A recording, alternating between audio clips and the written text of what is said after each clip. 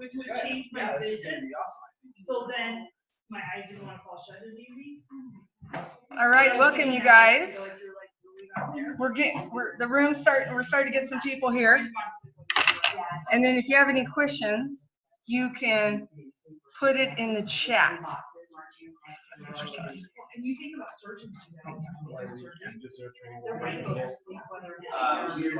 little tech 101 in network marketing business. I was going to take a little bit of a nap and catch you guys later, but I feel like I had about a 3-hour nap before my flight after the full day yesterday. I think you should go take a nap. Okay, I would choose a nap. How can I get this up there if it's not a...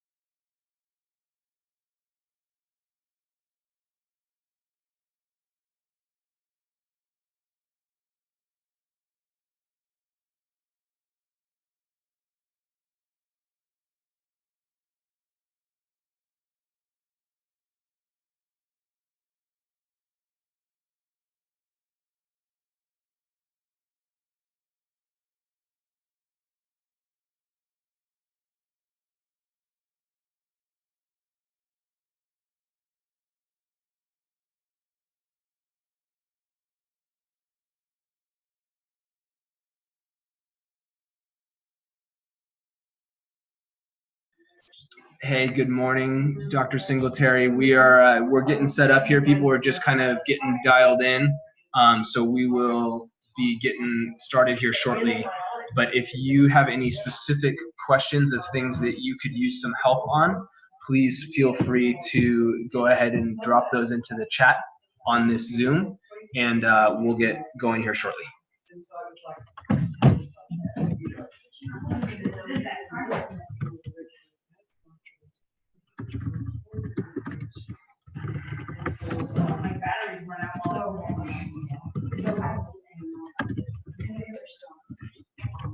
Adrian?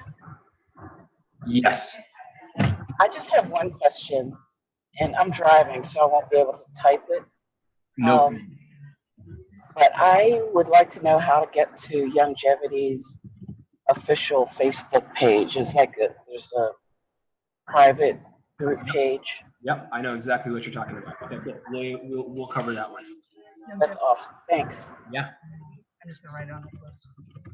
That's awesome. Thank you.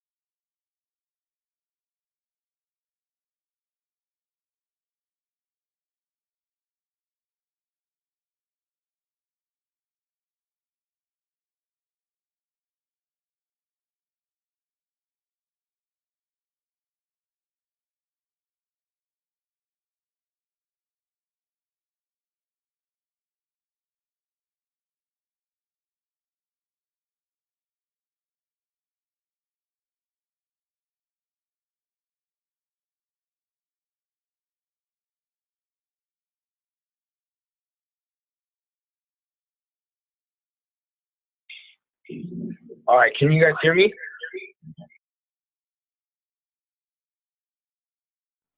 Yes.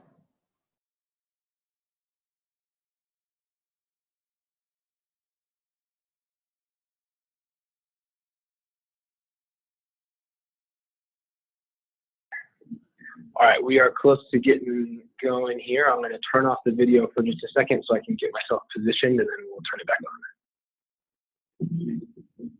All right, so we got both things going on. Yeah, so we can drive video from there, Marianne, and then, or sorry, we can, if we need to like screencast or whatever, we can do it from there. Okay. And so now what I'll do is I'll go get the crew up on the screen using the Chromecast. Okay.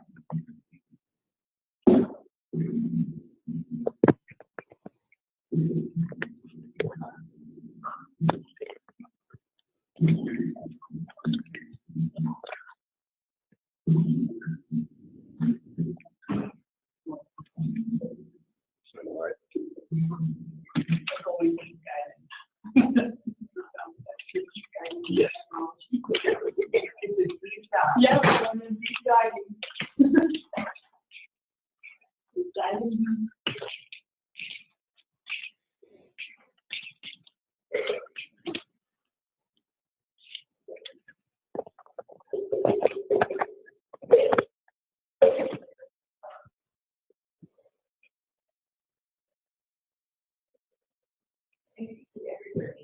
You do? You really should stop following me. It's starting to creep me out. We were at registered meet at 10:46, we were sitting on the patio and watching, and she came out, came and they watched. Oh, we were walking over to the other one. Oh, that's awesome. Nice. All right, good. This is awesome. Okay, so now we're going to get all of our wonderful Zoom attendees up on the screen.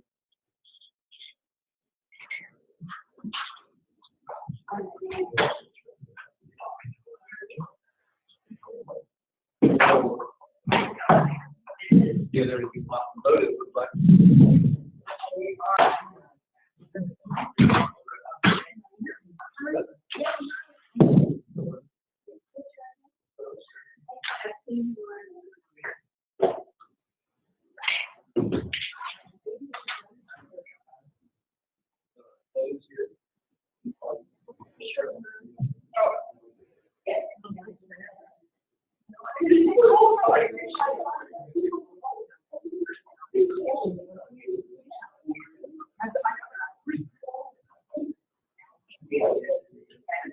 all right. Good morning, Linda, the industrious homemaker.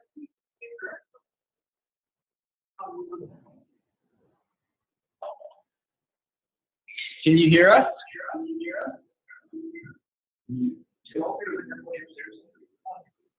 Sorry, it's a rough button. So in the microphone. Yeah, people have to ask questions.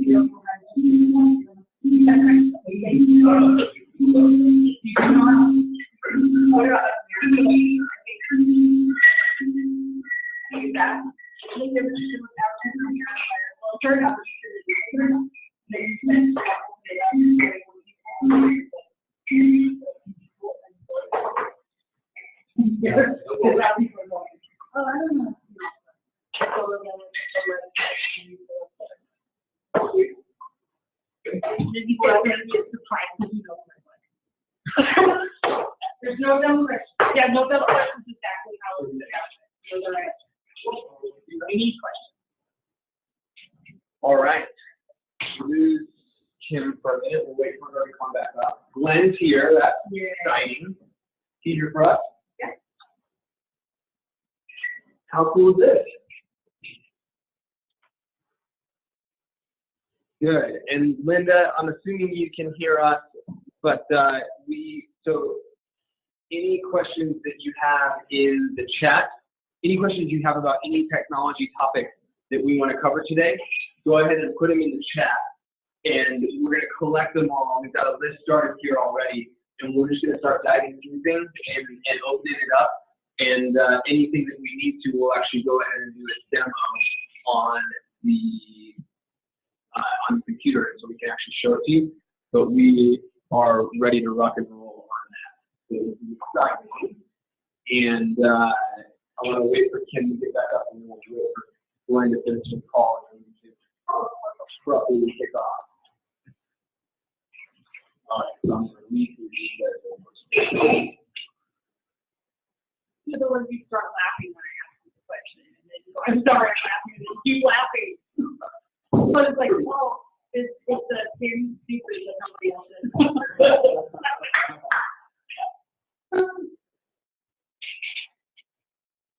And if you need clarification, of course, like, you don't understand. I'm trying to, like, audio is awesome. So I get to read that? Yeah. Um, This has a microphone on it as well, but. so here's what we'll do is on the AirPods, which I think is going to take the audio off for the rest of it. Good audio. Okay.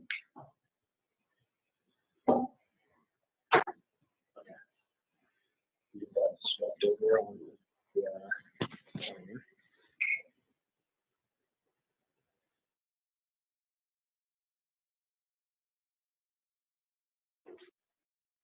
okay, can you guys either by speaking up or on the chat of whether the audio signal is coming through better now?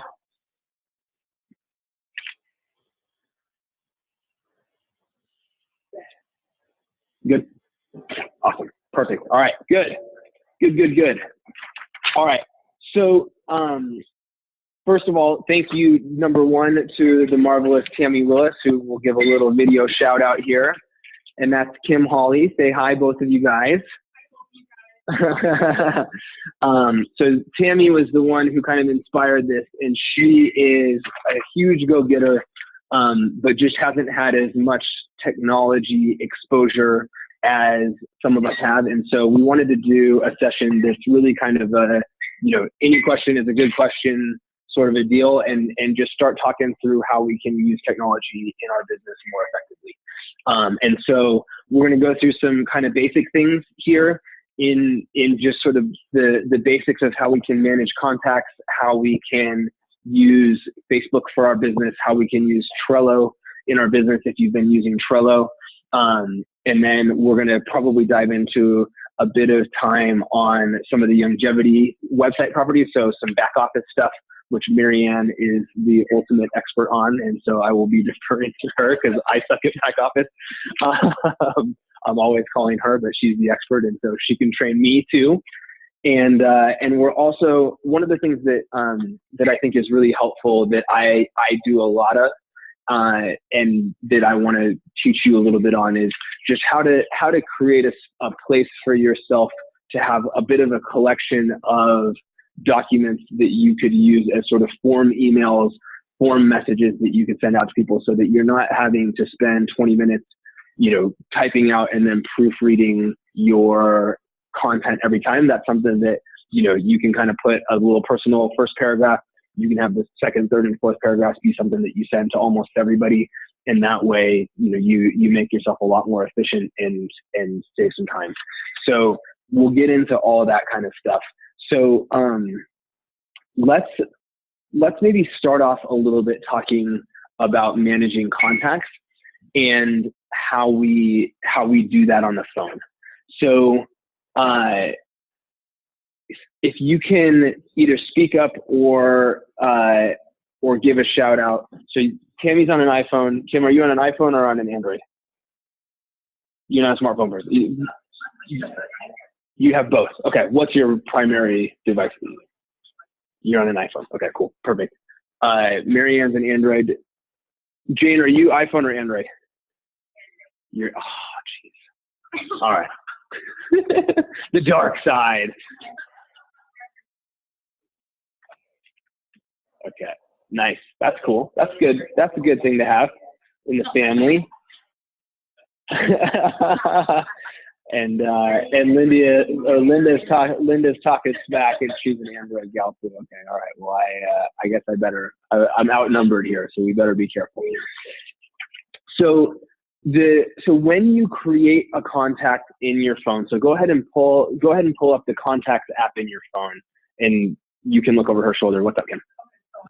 Yeah, why don't you look over Tammy's shoulder, and you can, we won't complete the process, but you can go ahead and start off on doing it. But when you open your contacts in your phone, as you're adding the contact on the iPhone, it's on the top left. Let me know if you don't see it right there on your phone. Okay. Yes, your phone list. Yep. Open up your phone list and then tap to add a new contact on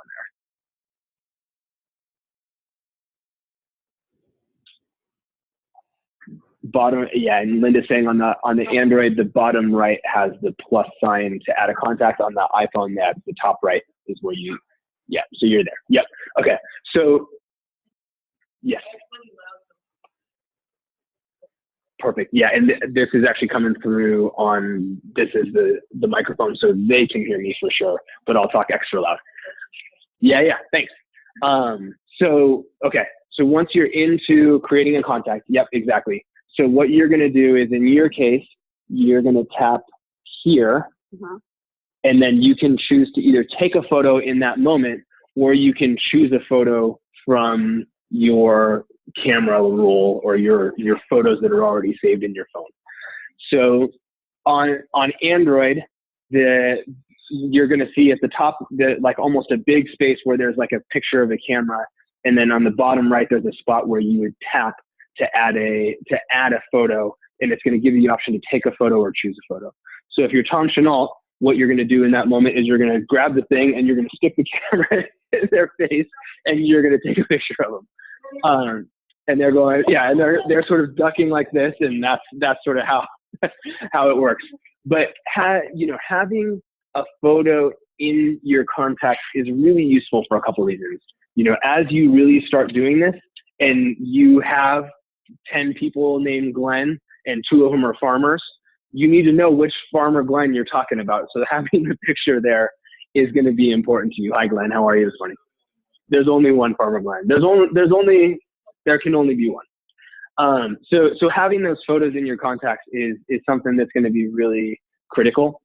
And as we get to where we're starting to use contact mapping as an app, which we won't talk too much about today, because most of you don't have it on your phone yet, is that it's highly centered around photos are really front and center for you, and it really improves the experience when you're actually, as you are reviewing your contacts, that you're actually able, I'm going, okay, I got to follow up with Glenn. There's Glenn right there. And so the photo is kind of front and center to that. So you want to take a photo in the moment, or you want to choose a photo. Sometimes what I'll do is I'm not as courageous as my dad. And so a lot of times what I will do is I'll actually just go, and you can go to their Facebook profile, and their profile picture obviously is a picture of them that they like because they put it as their Facebook profile. And so you can actually, if you go to their Facebook photo, and if this doesn't sound familiar to you, then go ahead and do it now to try so that you can see what it is. But if you go to my Facebook page and you tap on my profile picture, then you either can tap hard on it, or I think you tap hard on it, or there's a button that says, there's a button down there. Yeah, or right click on the computer, and you can save that photo to your camera roll on your phone. So now you've actually saved it, and then you can go back over to that contact, and you can choose the photo, and you can actually just use their Facebook profile picture as the photo on that contact. But that can be a great way to have their photo and make sure that you're able to link the face to the name without having to hold up, to do that whole getting them to let you take that picture, or just involuntarily taking the picture before they've even had a chance to say no or whatever it is. So doing that though is definitely something that I think you want to do. So any questions about how to do that, or other scenarios where you would want to do that we haven't touched on or talked about? And that's going to be it. So that's, are you suggesting that we should just put them in a regular contact, or should we be trying to put them in Happy or Trello or So I'm not going to spend a huge amount of time on Trello because I think Trello is largely going to get evolved into contact mapping for the people who have been using it. Contact mapping is linked directly to your contacts in your phone. So if you have a photo on your contact in your phone, it will also be there in contact mapping.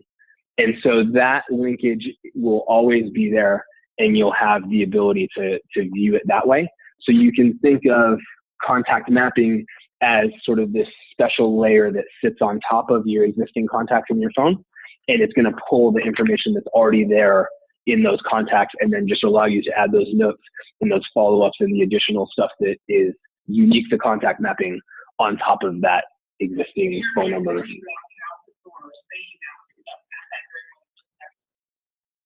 You might. It depends on the situation. So you can do it right in the moment, or you can do it later. And it's easy to do it either of those two ways.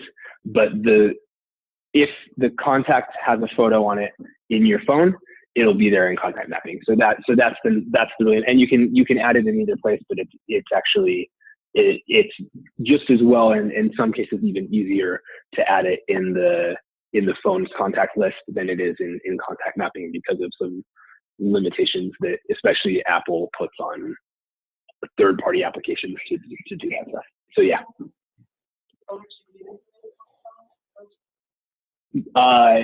No, it's the same, pretty much the exact same experience in both cases. I am a diehard iPhone guy, so I'm all about the iPhone, but Dad is a diehard Android guy. So it was good because it put pressure on us to build it to work really well for both platforms, because couldn't leave anybody behind. Marianne wouldn't let me build it. If it wasn't good on Android, Marianne would be mad at me. So, okay, cool. So that kind of covers contacts going into, photos going into your contacts on your phone, and how to sort of get that in there, as well as how, that way to pull it from Facebook. Any other questions in terms of managing your actual contacts either on your phone or on your computer, or anything sort of in that realm at this time?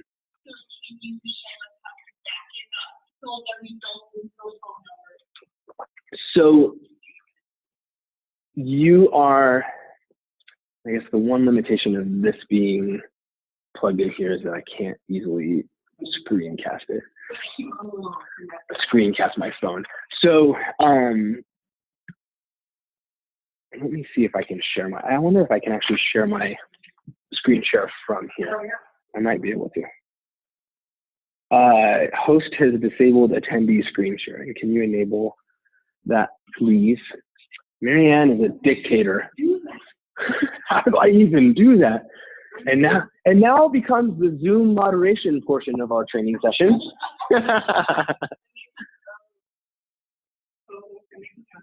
Okay, that'll work. That should do it. Okay, so screen, hot dang, that's cool. Oh, I've done screen recording, broadcast. Because when you put them on your contact mapping or Trello or anything, they're on Wow. the same. But when Yeah. you have them on your phone contact list, and sometimes, yeah, there's a way to so you're I'm on Apple, and I dropped from 700 to 29 overnight. And Okay. I thought I was backing it up. So I want to make sure that I'm sure that's not the I know that I'm not going to let that happen. So maybe since we have that, we can show how to back that up. How cool is that? I just learned something new. Okay, so yeah, seriously. Although that's really blurry. That's weird, isn't it? Huh. Okay. Well, we'll roll with it for now. So in your contacts on your phone, and Marianne can help with this on Android for anybody that needs help with it. But on your phone, when you first pull up your contact list, wow, this is really laggy. That's so strange. All right, I'm waiting for it to catch up here on the screen so you can see.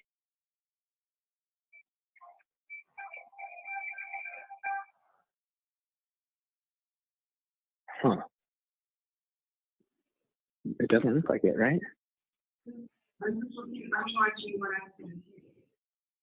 Oh.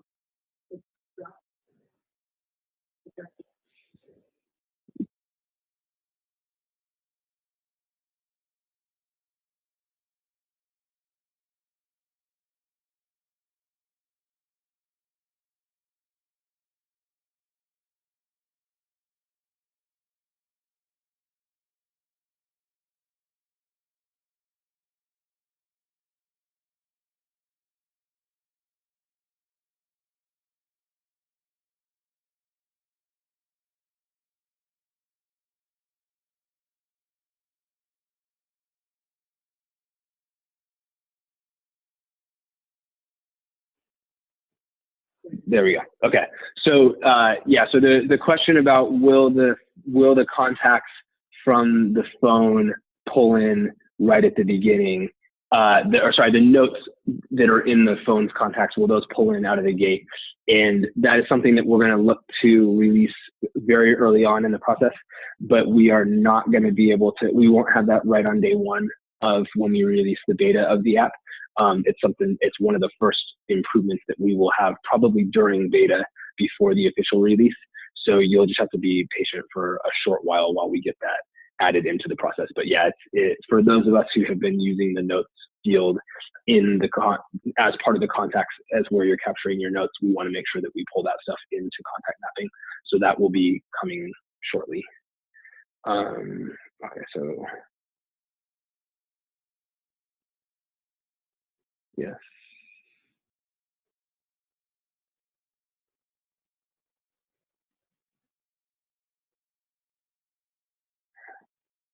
Sorry, guys.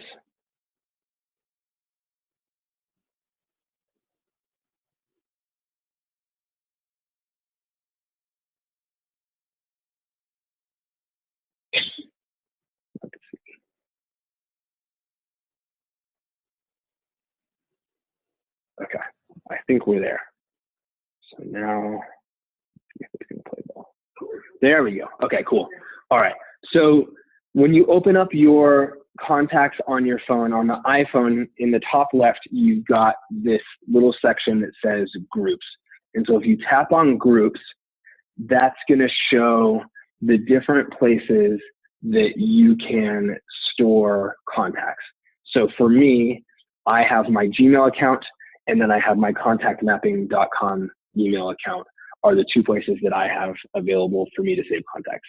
Now, in Tammy's case, she's got an iCloud, she's got a Hotmail, she's got a Gmail, she's got a Hot Mess, she's got a this, right?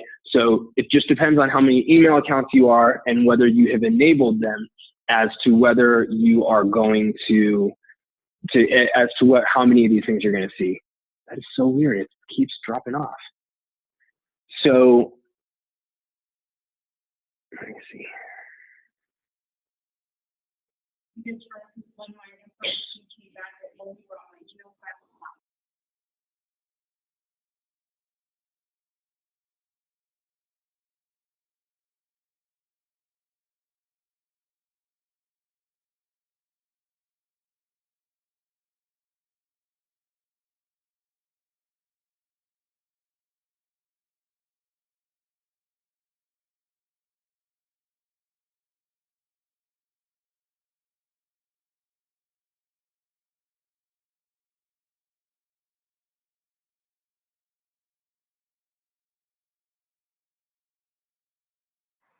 Yeah, sorry guys.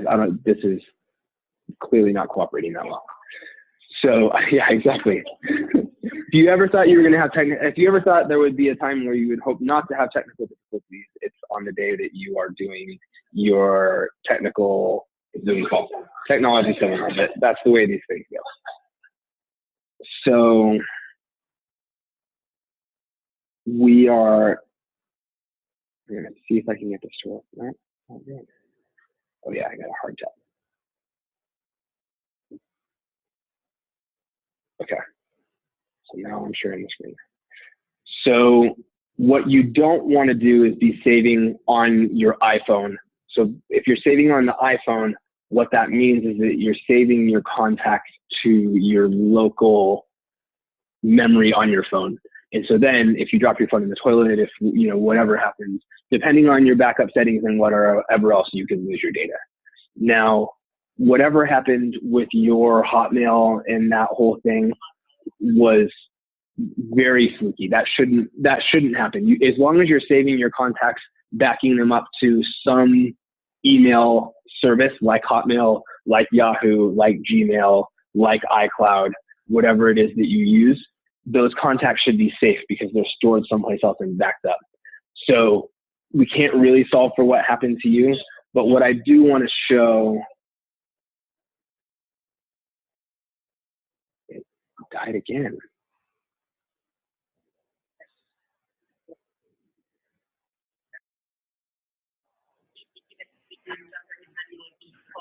Yeah. Yeah. Yeah. So the big key is the two things I would say in terms of kind of the best practice or the best thing that you can do is, even if for whatever reason you have multiple email accounts, so maybe you have 3 or 4 different Gmails, or you have, you know, a Gmail, a Hotmail, a Yahoo, or whatever, that are things that, you know, maybe you had Hotmail way back when because that was kind of the thing, and now it's Gmail, but you still want to hold on to your old Hotmail. That's cool. But what I would recommend is for you to try your best to keep your contacts concentrated in one service, and rather than trying to have them spread around too much. And there are some tutorials on how you can move your contacts out of one and into another. So most of the services offer an ability for you to export your contacts out of Hotmail, for example, like into a spreadsheet, and then to import them over to somewhere else. So there's a way to actually concentrate them someplace else. We have a very special guest here. We have Sean Brown. Come over here, Sean. I know, we're doing a little technology Zoom, and our technology is not working at all, Sean. So that's, yeah, God has a good sense of humor as usual. Come over here. Come say hi, man. Good to see you. How you doing? I'm great. Good. Welcome. So happy to have you here. Wave hi to our lovely guest. Yeah. Glad to be here. Yeah, man. It's going to be an awesome weekend. Yeah, it will be. Just stop by on my way up. Good, man. Yeah, good. Awesome. Yeah, we're doing well. Yeah, we're having some fun. All right. Carry on. All right, buddy. See ya. So you can export it out to a spreadsheet and then import into a different service. But getting those contacts in one place, I think, is advantageous. And then actually, once you've done that, turning off, so saying I only want this account enabled for email, but not for contacts at all, so that you're not running the risk of just sometimes what happens is that the settings switch themselves, and all of a sudden it's like, oh, I'm going to make your default contact list Hotmail instead of Gmail. And so stuff's getting added all over the place and it turns into a mess. Yeah, go ahead. Yes. Yes, you should be good. And this is one area where I hate to admit it, but Android is better than iPhone, because iPhone doesn't tell you where it's getting saved. Yes. That's how mine comes up, and so I don't have options. So you do. So and I'm not gonna try to screencast this, but so if you go on your iPhone into your settings, and there's on the iPhone, this is under accounts and passwords, you've got a listing of all your accounts that you have there. So you've got iCloud, Outlook, and Gmail in this case. And so for each of these, I'm not going to do it now because it's going to stop doing them, but you have the ability to enable or disable contacts for each one of those accounts. So what you could do is, once we get everything moved over to whatever account that you want it to be contained in, then you would turn off contacts for those other lists and for those other accounts and have it only on the one, which just significantly reduces your risk of stuff getting spread in different places. And like, instead of in your case where, because you had 3 different things that were saving contacts, it became really difficult to diagnose where the problem was, we would we would have a much easier time. We have an intern. So cute. We're having a few guests that are trickling in here for Leadership Mastery, which is awesome to have people coming by and hanging out. So that's what I would say around contacts. Every contacts is probably the one thing that is the most sort of case by case. And so I'll actually have Marianne put it in here, but for anybody on this call, more than happy to do a little one-on-one session and try to help you work through what's going on with your contacts if you're having problems there. So if you just put the adrianchenault@gmail.com in there in the chat, but feel free to email me if you need some assistance, and we can try to spend a little bit of time probably next week on trying to get you sorted there. But it's definitely, it's kind of a one-time fix that then will make sure that you have everything sorted. And I would say the other thing is, the simplest thing to do is to have, not have as many accounts that you're having pulled all in there, just because it makes your life a little bit easier. So to the extent that that's possible, that's probably the easiest thing. But I know for some of us, either, we've got a personal one and then a Gmail, and then a longevity one or whatever, and we're using different email addresses for different things. And so if that's where you are, then that's fine. We can work around it.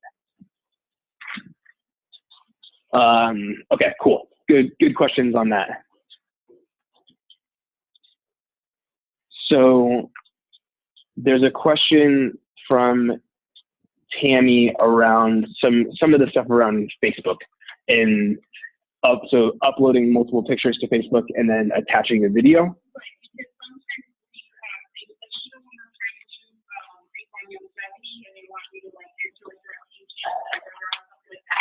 They want you to do these pictures, and they want you to show a video, and they want you to catch all this stuff. You do all that. Yep. Okay. So this is probably a good time to jump on to do that from a computer and actually kind of demo it live, rather than trying to do it from my phone, which clearly is not working very well. So I'm going to sign in here on the laptop, and we'll do a little bit of a demo on that piece as well. So bear with me for a second.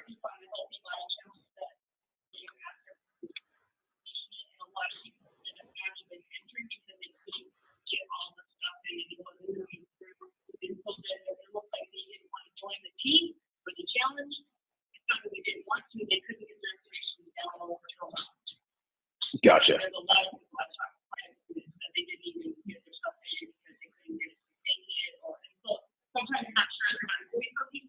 Yeah.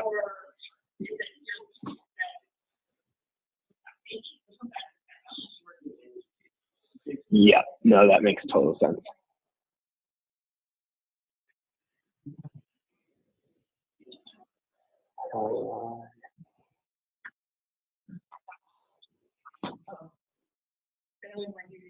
You're okay.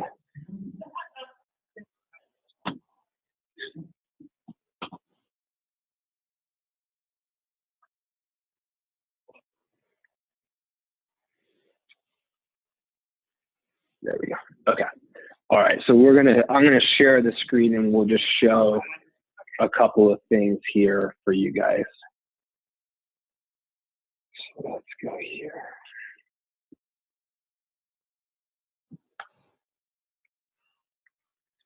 There we go. Okay. So let's just, for the sake of playing around here, let's say that we are wanting to post. We'll do it just on my feed for now. So if I was on just my my main Facebook homepage, and I wanted to be able to share a photo or a video there, or a series of photos and videos. So if I click on that thing to create a post, I've got a few different options here. And while we're here, we can go ahead and actually show multiple of them, just so you can see what's here.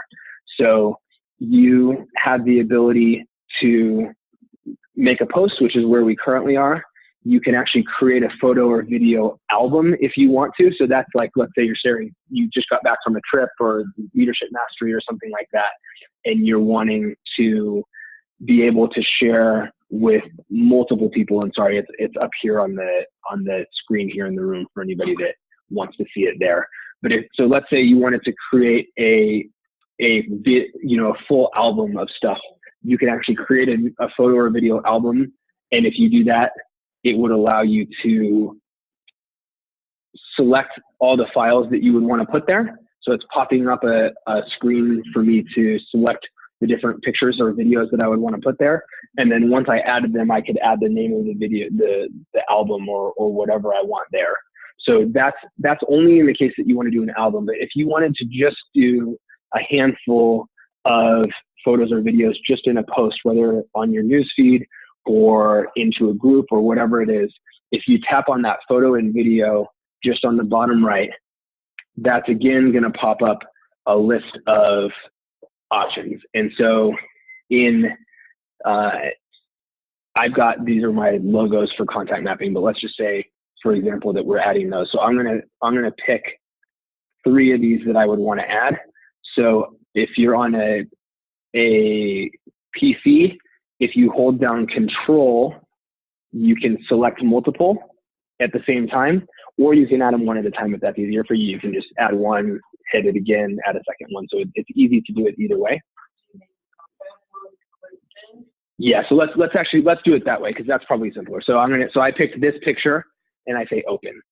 So now it's added that picture to the page. So now that's starting to load there. And so now there's this plus sign to the right. So I can say, okay, I want to pick another picture. So now I'm adding this one. So I'm going to select the next picture. That starts adding. So you can add one after another in photos or videos. It treats the same way. And so you've got your series of videos or photos or videos, whatever media you're putting, that are built right there into the post, right?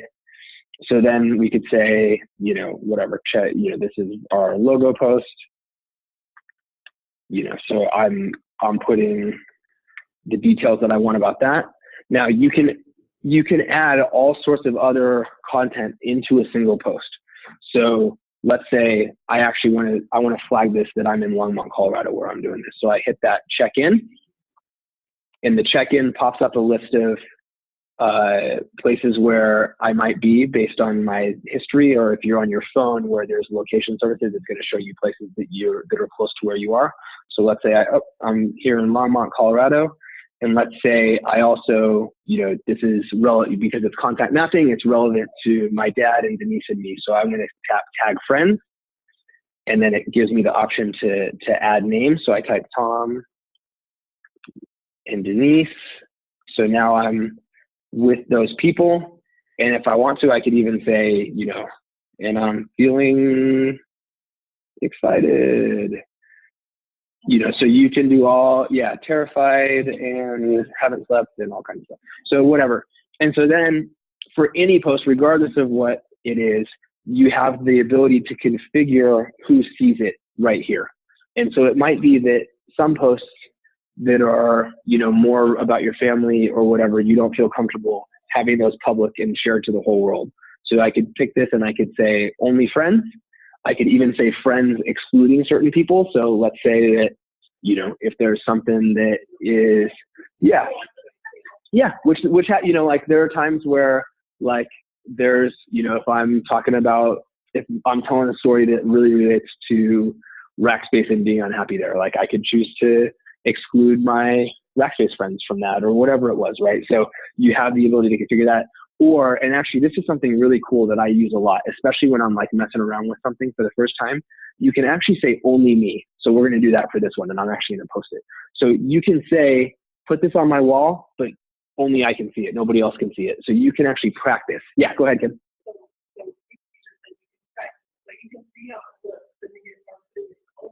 Mm-hmm. You can even change it. So I'm actually going to show you how to do that right now. So, all right, so we've created our post, we've put the pictures on there, we have done all this goofy stuff, and I said it's only for me. So I want to see how this looks before I let the rest of the world see it. So now I'm going to post it.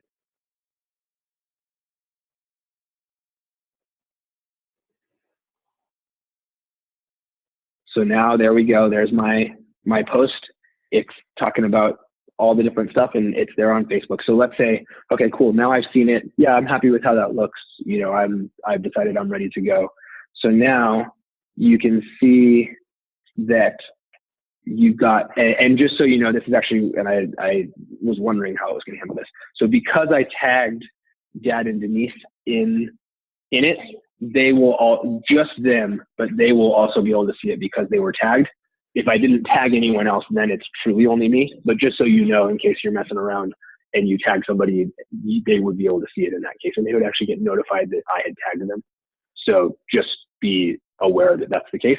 So then you decide, okay, now I'm actually ready for the world to be able to see this. So if I tap right here where it shows that lock sign, I could change it to public. I could change it to my friends.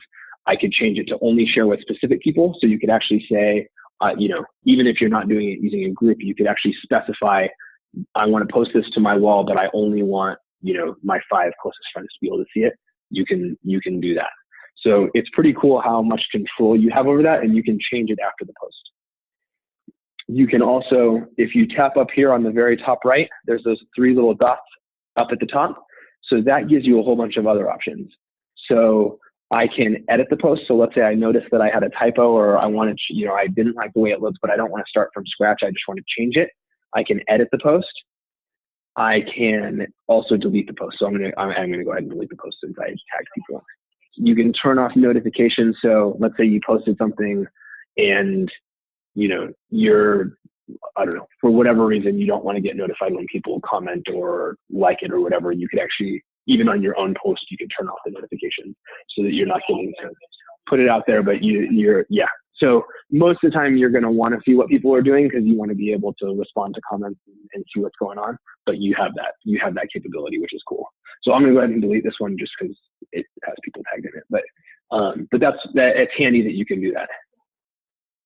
All right, I just saw another chat come through. What we got? Is there specifically thing asking about can you still turn off comments? That's a good question.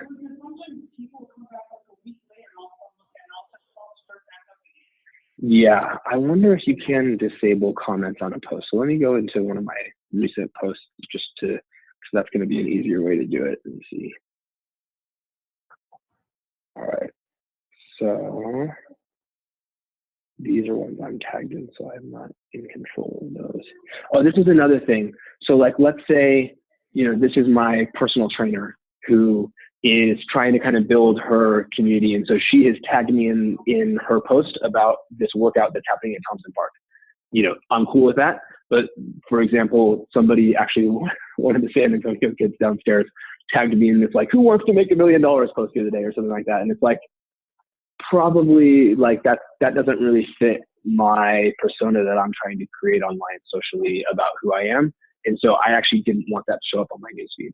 So let's say that somebody tagged you in something, you know, there's definitely people out there who are a little bit sort of tag everybody and their brother in their posts kind of an attitude, which is cool, but not my style. So let's say I'm like, I don't really want to be associated with that post.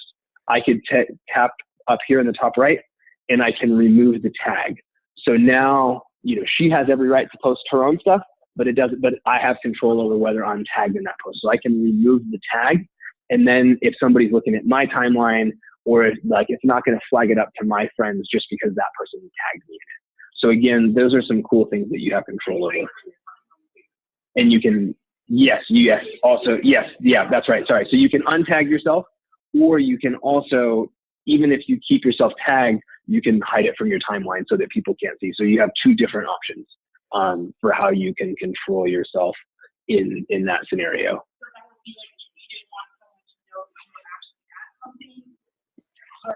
Yeah, I see it more often in those kind of cases of, yeah, like, you know, like, so even, for example, like, you know, I was happy for this one, but like, so Dave Brisky posted something the other day about some really cool stuff going on with Longevity Coffee, and he tagged me in the post.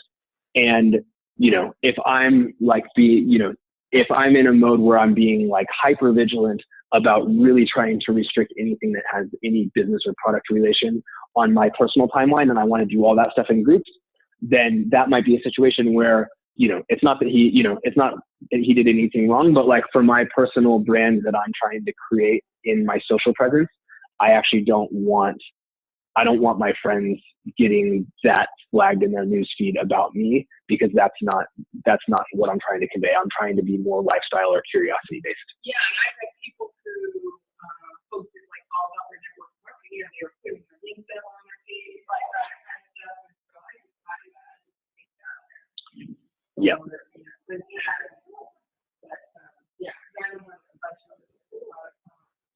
Yeah, so those are the kind of things that sometimes you can do. So I'm trying to get down here to a post that I actually did, which is actually, I'm realizing that I need to be better about being more conscious about it, because I'm getting tagged in a lot of stuff that some of which is maybe not, you know, stuff that I want too much of on my wall. So here's here's one that I did. So turn off notifications, showing tab.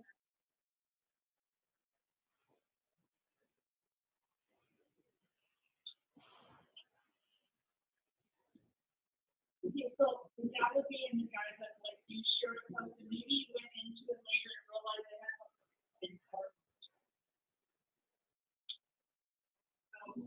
You take that post off and share the post.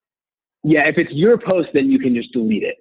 The couple of options that I was just talking about is that somebody else has tagged you, so they have every right to post whatever they want, but you get to control whether that is associated with you or not, even though it's their post. So you can untag yourself. Oh, so if you shared somebody else's post, you can delete your share. So the act of sharing is effectively the same as the act of posting. So you could unshare it. So like, let's say I'm gonna share this.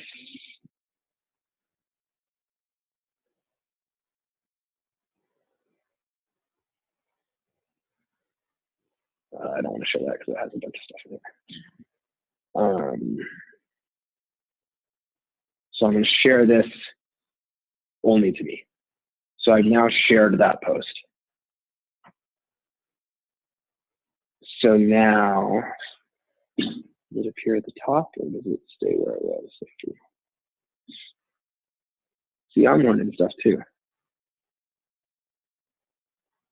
Yeah, so I just shared the post just now. So now if I said, oh, just kidding, I wish I hadn't done that, I can delete that share. So it's exactly the same as the other thing, that I can delete that post, and now it's not there anymore.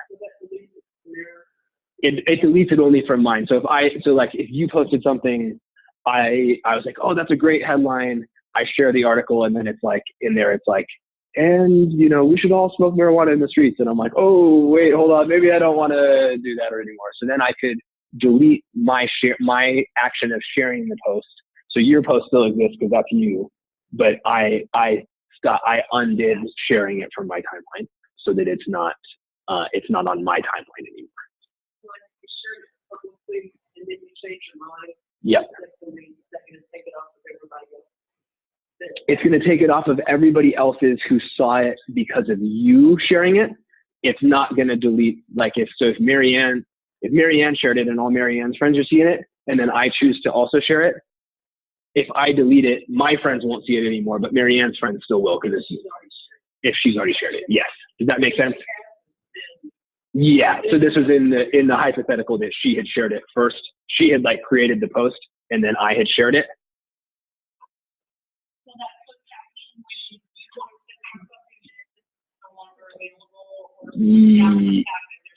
Yes, they've deleted it off. And usually as soon as your profile, the feed refreshes, that post will disappear altogether. But yeah, in the case where that happened, yeah, that happens on Twitter more often, where somebody will retweet something, and then everyone gets mad at that person, and so they delete the tweet. But it's you click on it, you're like, oh, it's gone now. So yeah, that's kind of the idea there. Okay, so that's around the sharing and some of the configuration options that you have there. I saw in the chat, Linda mentioned a couple of things. So one, and Linda, unfortunately, it looks like you're right that you can't turn off comments. Like you can't disable comments altogether on a post. I actually had never tried that before, so I'm not sure if that was something that that had to be the case in the past, but it's not anymore. So you said something about your personal account is personal stuff in group for biz. Yeah. So So is there a tutorial on Facebook that like explains that pages from what tool categories are? The privacy ones. Yeah, like what does it mean to have I feel like this turned out manually, but Yeah. is there like a place that a person can go to learn how to use Not yes and no. So Facebook has pretty good support sections about how, like, what does this privacy setting or that privacy setting mean, but not like tutorials per se of like, here's how you use Facebook effectively. There's a lot of marketing content similar to kind of what Lisa Nelson was talking about today on the One Star call, of especially people in network marketing who are creating, usually paid, not always, some paid, some free training content on here's how you can use Facebook more effectively. And for any, I'm pretty sure you're on there, but for anybody that's not on there, there's a Facebook group called The Game of Networking, that's run by a guy named Rob Sperry, and he creates a ton of amazing content. He does himself, as well as it's an open group. So many of the biggest leaders in network marketing are consistently posting training content to that group. So that's a great place that I've learned a lot of different sort of strategies over the years. Yeah, Facebook is just so big that they don't have to do that stuff. Yes. Yeah. So sometimes when you look at that, you're saying, okay, is that notification for me notifying someone? Is that notifying the project? Yep. And so in those sort of like, when it comes to those, Victoria, the name is The Game of Networking is the name of that site. So when it comes to those sort of more, and sorry, I'm conscious you guys probably can't hear some of the questions that are coming in the room, but when it comes to more specific, like what does this setting mean where it says turn off notifications on post? What does that mean? That's the kind of thing that what I usually do is I literally like verbatim say, Facebook, turn off notifications on this post. And I'll Google that. And usually there will be a Facebook forum page or somebody who's kind of written a blog post or whatever that will explain how to do that and what that means. And so that's oftentimes the quickest way, just to get answers to this kind of simple, specific question. If you're looking for more that sort of general, what's best practice, what's the best way to get followers or to network or those kind of things, similar to what we were learning this morning, then you're going to need to look for more of a course or, some training that's there in some of these Facebook groups. So, okay. So Linda, Linda has put something up about, you said that something about my personal account being personal stuff and a group for business and how that works. So here's kind of how I personally handle this, and everyone's different, but, I would say the conventional wisdom that I pretty heavily buy into at this stage is that your personal Facebook news feed should be no more than 20% anything to do with your longevity business.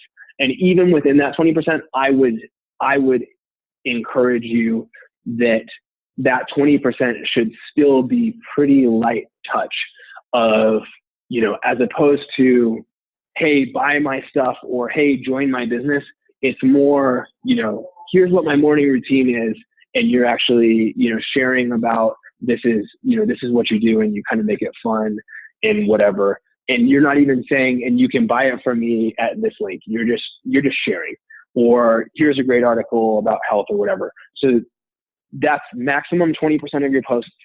And that 20%, again, is the lighter, the better. You're trying to create curiosity and awareness about what you're doing without people feeling like you are constantly pitching and selling to them, right? So that's my Facebook news feed, which is sort of my personal account that any of my friends would see. So then I have a little bit, so I have really young kids. I have a 6.5, a 5, and a 2-year-old. And so I'm a little bit conscious about, like, there's some stuff that relates to my family or my kids that I'm okay to have shared publicly because it's light or whatever. But like, if I'm sharing something that's a little bit more real, or, I kind of just do the, like, what if somebody was creepy test? Like, if a creepy person would find any value in this beyond the normal, like, wholesome value that I want you to get out of the post, then I don't share it publicly. I share it only to my friends. And, I think that same thing kind of applies, especially as women, in terms of, like, how do I look in this picture? Would I ever want it to be whatever it is. So that's entirely personal. And, there's people that have very low sensitivity to those kinds of things, and there's people that have high sensitivity to those kind of things, and whatever works for you is fine. But just be conscious that, there's some value in having your profile, having your posts be public, because then if somebody shares your post, it actually is visible to them. Whereas actually, this is an important thing to know if you don't know it. So let's say I put a post out there and I share it only with my friends. I have set the maximum control over who can see that post. And so if it's only friends and I have not tagged anyone in that post, then only if you are my friend can you see that post. And so even if Jane shares that, the only people that will see that post are people that are friends of ours in common. So she might boost it in terms of it becomes more likely that people that we have in common would see it, but none of her friends that are not also my friends would see it. Now, if I share it and I tagged Jane, all of my friends and all of Jane's friends can see it. But if Tammy shares that post, again, Tammy's friends won't see it unless they happen to be friends with one or the other of us. So you have control, which is great. But what it also means is that if you're trying to use Facebook to build your business, if you are hoping that somehow people are going to discover you on Facebook, if it's only visible to your friends, even if somebody shares it or whatever, it's the reach of that post is low. And so being really intentional about having more of a default position of sharing publicly when it makes sense, and then restricting to only friends whenever that makes sense. Just being conscious of that difference is something that's really critical to understand, because it has big implications of how far that post could potentially reach others. And yes, there's some things that I would have my close friends, like yourself or Kate or something, that I would have questions, but I may not want to go to all my friends. Yeah. Yeah. So that's a cool tool that you can also use. So, like, there might be an example like that too, right? Where, especially now that I've gotten much heavier into network marketing, I have a lot more people that are my friends on Facebook that I've never met before. And, I try to be pretty discerning about my friend requests that I accept, but like a couple of times, like somebody has requested me that I have like 10 friends in common. I'm like, okay, well, they must be longevity. And then like they start sending me stuff on Messenger that I'm like, you're a weirdo, and this is not like, and so like so with Jane, for example,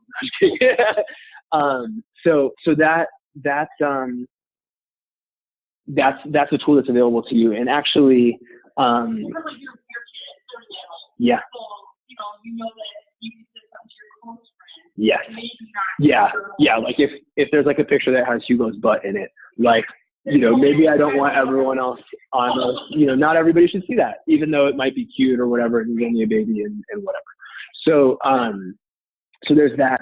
There's actually, you bring up a good point, and we actually should get George and Louise to do this sometime. So there's a couple in longevity. I think they're 4 stars. They're awesome. They're George and Louise Adrian, and they They came in through the Mia Alicia jewelry acquisition. They're actually like really, really close friends of Sean Brown and his wife Annalise. But they're amazing on Facebook. And they have really cultivated almost 2 or 3 or 4 different tribes on Facebook. So I can't remember what kind of dog, but there's some certain kind of dog breed that they're like huge in the community around dogs. And then, they're big into the jewelry stuff. And then he's into car racing or, I'm forgetting what they are, but it's like, these are these are distinct groups of people. The dog people are not necessarily interested in the car racing and not necessarily interested in the jewelry and vice versa, right? So you can actually create, similar to that close friends thing, you can actually designate groupings of your friends that it's not actually a Facebook group. It's like something that you've created. And then I could say this post is a dog people post. Only show it to the dog people and don't show it to anyone else. And so what you're sharing on your wall, it's almost like you've segmented it into 3 or 4 different versions of your persona that are around your interests. And so your people that are only interested in that dimension of who you are going to mostly or only see that stuff. And you're not going to turn them off or confuse them with stuff about something that they're not interested in. So that's a tool that I actually have not done that much with, but George was sharing with me that that's something they do, and I'd love to actually have them do some training for us on that.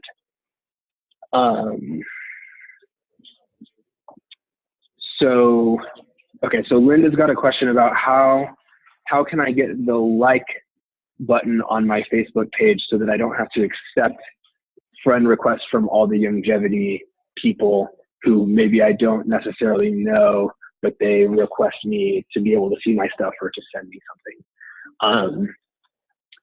So that's not a really easy thing to do, but there's a few different things that you can do to manage it. I'm going to tell you my dirty little secret in a second. So, so especially having the last name Chenault, I am longevity famous by association. And so I get a lot of friend requests from people that I have never met before. And before I was actually building in the business, I just declined them all. And sorry if that was you. But now that I'm in the business, I have taken the approach of, if you're in longevity, that I'm happy to be friends with you. But what started happening, hey, Victoria, what started happening is, especially with the way that the algorithm on Facebook works, like my algorithm is a mess. And I was like, I was seeing, because I think Facebook really cares about recency. So who you became friends with most recently, they're like, oh, well, if you just became friends with them, like you must be particularly like interested in them at this point. And so it was like, I was seeing all these longevity people who I hadn't even met before. And I was like not seeing anything that my old friends from college or whatever were posting anymore. So if you're okay for those people to see your stuff, but you don't want to see their stuff, what I do is I'll actually show you this on my timeline. So, and I realize you've just been staring at a random post for a long time. So sorry about that. So let's say Stephanie Luck is my real friend, but let's say she's not. So let's say Stephanie was somebody that I had, just gotten friended by through longevity. I'm interested in being connected from the longevity standpoint. We might be in the same groups. They wanted to connect with me, but I'm not necessarily interested in everything that they're posting. So if you click on that top right, you get some options. So I can unfollow Stephanie, which this is my dirty little secret, is that if I don't know you, I'll accept your friend request, and then pretty much the first thing that you post, I'll unfollow you so that I won't see you in my newsfeed anymore. And the reality is, my Facebook is for me, just like your Facebook is for you. So if you're interested in what I am up to, I would love for you to see what I'm up to. That doesn't mean that I have to, there's just, and it's even more so, it's not personal as it is that I'm trying to kind of train the Facebook algorithm to still continue to show me the people that I do know well. And if I don't get those other folks out of the way, then it's almost like Facebook only will show you kind of 30 people at a time. Like it seems to be pretty restrictive in that regard.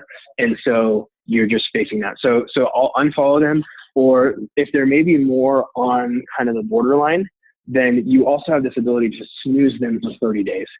And I don't know if that is, I don't know what happens in the algorithm when you do that in terms of what happens after those 30 days. But my guess is that if I tell Facebook, hey, I don't want to see this person for the next 30 days, probably I'm also telling them even after 30 days, like, don't inundate me with their stuff. Like there's something about them that's not that important to me, or that I don't want to see too much of them. So that's another good way to be able to do that. Does that enable them to still, like, they can send you something on Messenger? They can still send you something on Messenger, and you can actually connect to people on Messenger even if you're not Facebook friends. So you don't, it doesn't have to be one or the other. And the other thing to know is just in general, and especially in relation to those couple of the tricks that I just showed you, the other person obvious. So if somebody sends you a Facebook friend request and you decline the Facebook friend request, unless they go back and notice later and said, hey, I had sent him a request, and I go look and I see that we're not friends and it like still says add friend, like then they would figure it out. But they don't get a notification when I click delete that you did that or whatever. Same thing with unfollow. So that's totally private to me. They never know that. So like I have an uncle who like is prone to political rantings, which I don't like in general, and especially these ones which I completely disagree with. And so I would never want to unfriend him because it's an important coming contact, but like I don't need that stress. So unfollow, right? So that's you should control what you see. Yeah, but then we're still friends, so I can still look at it. Yeah, so if I could still see. Yeah, I could still Facebook stalk him. So that's like a win-win.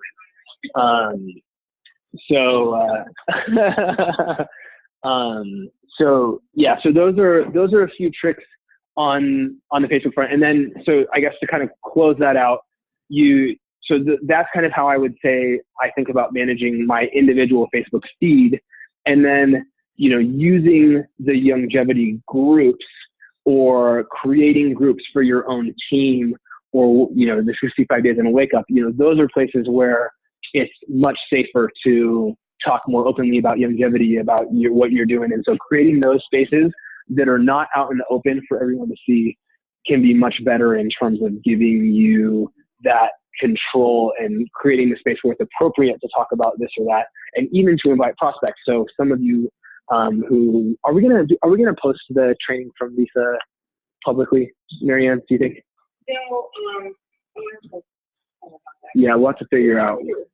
I think it would have been So there was a 1-star training today that kind of talked about this, but there's some great ways to, even for prospects, to go, hey, I'm not going to just project this out on my feed, but like we had a conversation about health the other day. I've got this little group over here where we share, testimonials and stories.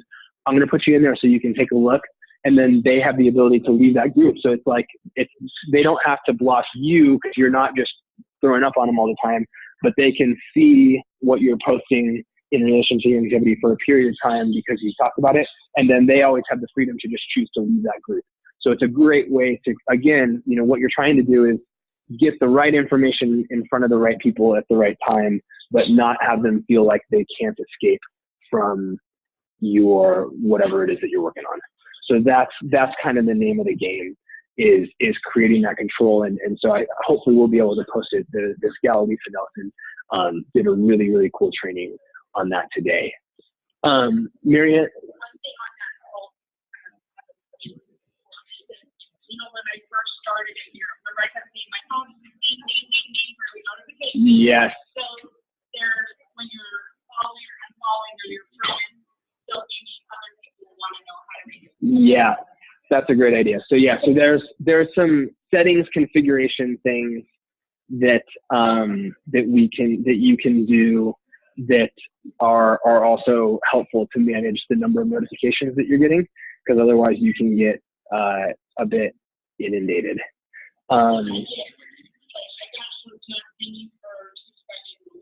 Right.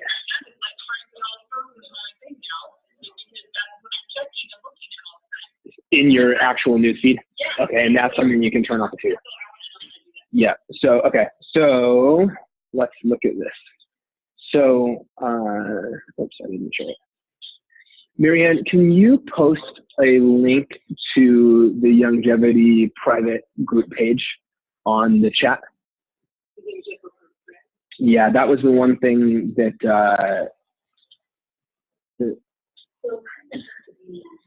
in Youngevity. Can you not request it? Okay. Can you add Dr. Lisa Singletary to the group? That was the one thing that she had asked about at the beginning of the call, is that she's having a hard time getting plugged into that group. And so we want to help her to get plugged in there. Okay, so I'm gonna share my screen again, and we're gonna look at a couple of things around managing those notifications, especially in relation to groups. So, oops. Okay. So here's the groups that I've got over here on the side. So I'm going to go to 65 days and a wake up. And here's you've got some options that are right there at the top when you view the page of how you can manage your notifications. So if I tap on this notifications here, you can say, I want a notification every time anyone posts. I want Facebook to algorithmically select the most relevant posts and to show just those ones as notifications to me, which is what I have for now, because I'm trying to keep myself plugged in so that I can still comment on people's posts and encourage people. So I don't want it completely hidden, but I also don't want to I wouldn't want it for every post, because it would be nonstop notifying me. You can do it where it says only notify me when somebody who's my friend posts in the group, or you can turn them off entirely. So what that's doing is it's configuring how often, when you look at your notifications, that you are going to get one of these that is about 65 days in a wake up. So I would say I still get it 3 or 4 times a day. But I also have it so that Facebook can't buzz me. So I only see it when I open the app. So it doesn't really bother me. But for other people, you may want to really lock that down. So the other thing that happens, which is what Tammy talked about, and this is something that was driving me insane, is that Facebook actually posts group, like will include a post that's posted to a group that you're part of in your newsfeed. So when you're just scrolling through your newsfeed, you're seeing not only just normal posts, but posts that are from somebody in a group that you're a part of. And so that's what was happening to me, is I was finding that, like, because I was part of the 65 days and wake up, and so that was like by far the most active thing that I was involved in on Facebook. Facebook was like, oh, well, you must want to only see what people posted there. And so that was like all I was seeing. So I'm going to try to see if I can still get it down here somewhere. Dad posted earlier something in the, yeah, okay. So actually this has kind of been happening, and it was short term, so I didn't care. But so there's this group page for the Leadership Mastery event, and like people have been posting about like, hey, like lodging stuff, anybody driving, asking for carpools, all this stuff. Well, I'm seeing that in my newsfeed, which is kind of annoying because I don't need to see it in my newsfeed. It hasn't bothered me enough to care. But what you can do is, if that is happening to you, you click on that top right, and I can actually do stuff about not wanting to see Nikki, which is not the problem. But I can say unfollow Youngevity Leadership Mastery group page, which what that means is I'll stop seeing the posts in my newsfeed, but I'll still see them in the group. I'll still get their notifications based on my notification settings, but I'm saying I don't want to see that in my newsfeed anymore. So I'm keeping my newsfeed cleaner. So I'm actually going to go ahead and do that, since that's been something that's been coming up for the last few days. So that's a nice, yes. So then, yeah, so that just gives you, again, really nice configuration where you can keep your newsfeed as relevant to what you want to see as possible, both for your own personal enjoyment, but also because, part of what we're trying to do if we're using Facebook to build our business is we actually want to make sure that we are not only seeing people who are already in Youngevity. We're not only seeing group stuff, because if you're only seeing people that are already in Youngevity, then you're not actually able to engage with people who are friends and prospects and whatever, which those are the people that you want to be seeing. And, again, Facebook's algorithm is kind of a black box, so hard to know for sure, but the conventional wisdom is that who you are seeing is probably who is seeing you to a certain degree. And so if all I'm seeing is longevity people in my feed, then probably Facebook is assuming that those are the people that I'm most interested in, or that are most interested in me. And so my stuff is presumably getting shown more to people who are already in longevity, who from a business building perspective aren't doing me any good, and not being seen as much by people that I'm trying to be, inspiring curiosity or doing whatever. Yep. So the sort of conventional wisdom, as best we can tell, since Facebook's algorithm is that's secret to them. But the conventional wisdom is that there's a high probability that whoever you are seeing the most of in your newsfeed is also the people that are seeing your stuff. And so if I'm not seeing Kim, then chances are you're not seeing me either. And so what that means is, if I am wanting my college friends who are not part of longevity, but who I would love to be part of longevity, to see my posts, if I'm not seeing them in my newsfeed because all I'm seeing is people who are already in longevity, then probably Facebook algorithmically has assumed that I'm not really close friends with those people anymore. And so it's not showing my stuff to them much either.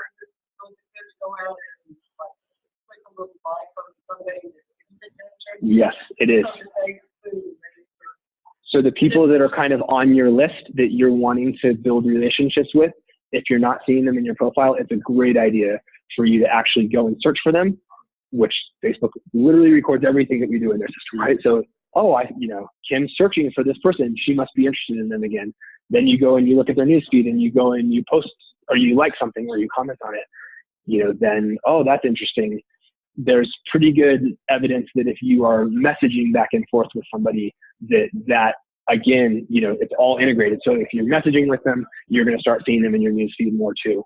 I was just at a wedding with some old college friends last weekend that I haven't seen in a long time, and I got tagged in pictures with them, and now all of a sudden I'm seeing them in my newsfeed again, which is great because that means that they're seeing me in their newsfeed again. So that stuff is really impactful.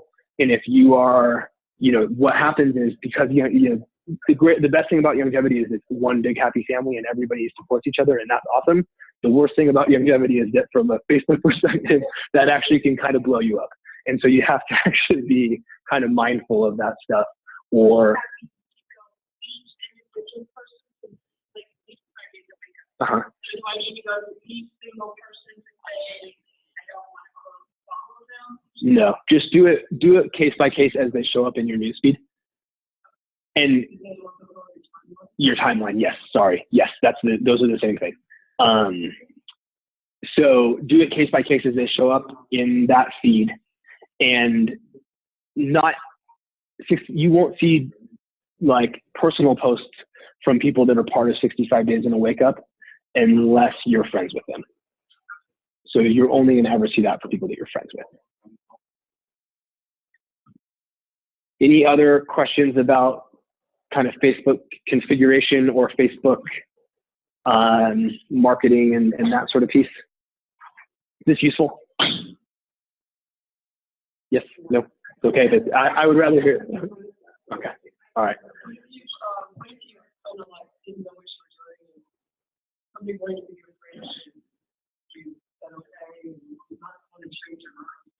Yeah, so you can unfriend them or you can unfollow them.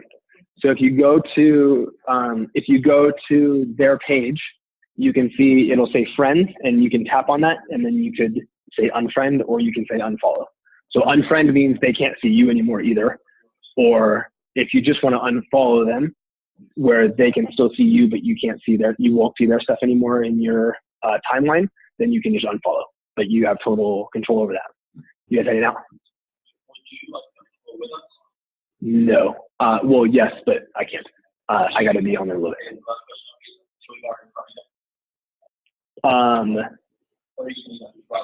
I'm gonna leave. I have to be at my house. I have to leave here by 12:50 to be home for a little bit. Sorry.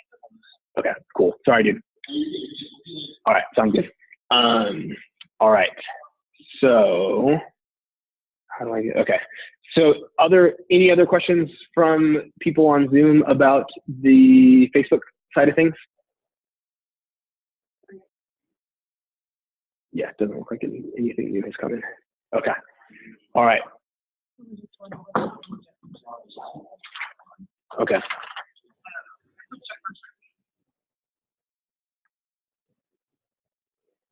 Okay. So let's cover the making a collection of videos, etc. first, and then we'll finish with the longevity properties, because I actually have to leave a little bit early, and Marianne is our resident genius on all things longevity back office. Okay. So yeah. So there's a lot of benefit and value in having a few sort of form emails, videos, different content that you would want to share with a prospect. So there's a couple of different ways that I will talk about for how you can do that. And I actually may have Marianne cover one of them in a little bit more detail. So the first is whether you use Microsoft Word, whether you use Google Docs, which is what I use more so these days, but whatever it is, to actually just create a file that you either save on your desktop or you save in the longevity folder or whatever, where you are going to create, you're just going to have them one page after another. This is prospect email. This is, email introducing the health evaluation. This is whatever. And so you just got you've got these different sort of snippets of a pre-written email that is going to be relevant to anybody that's sort of in that situation. Yep.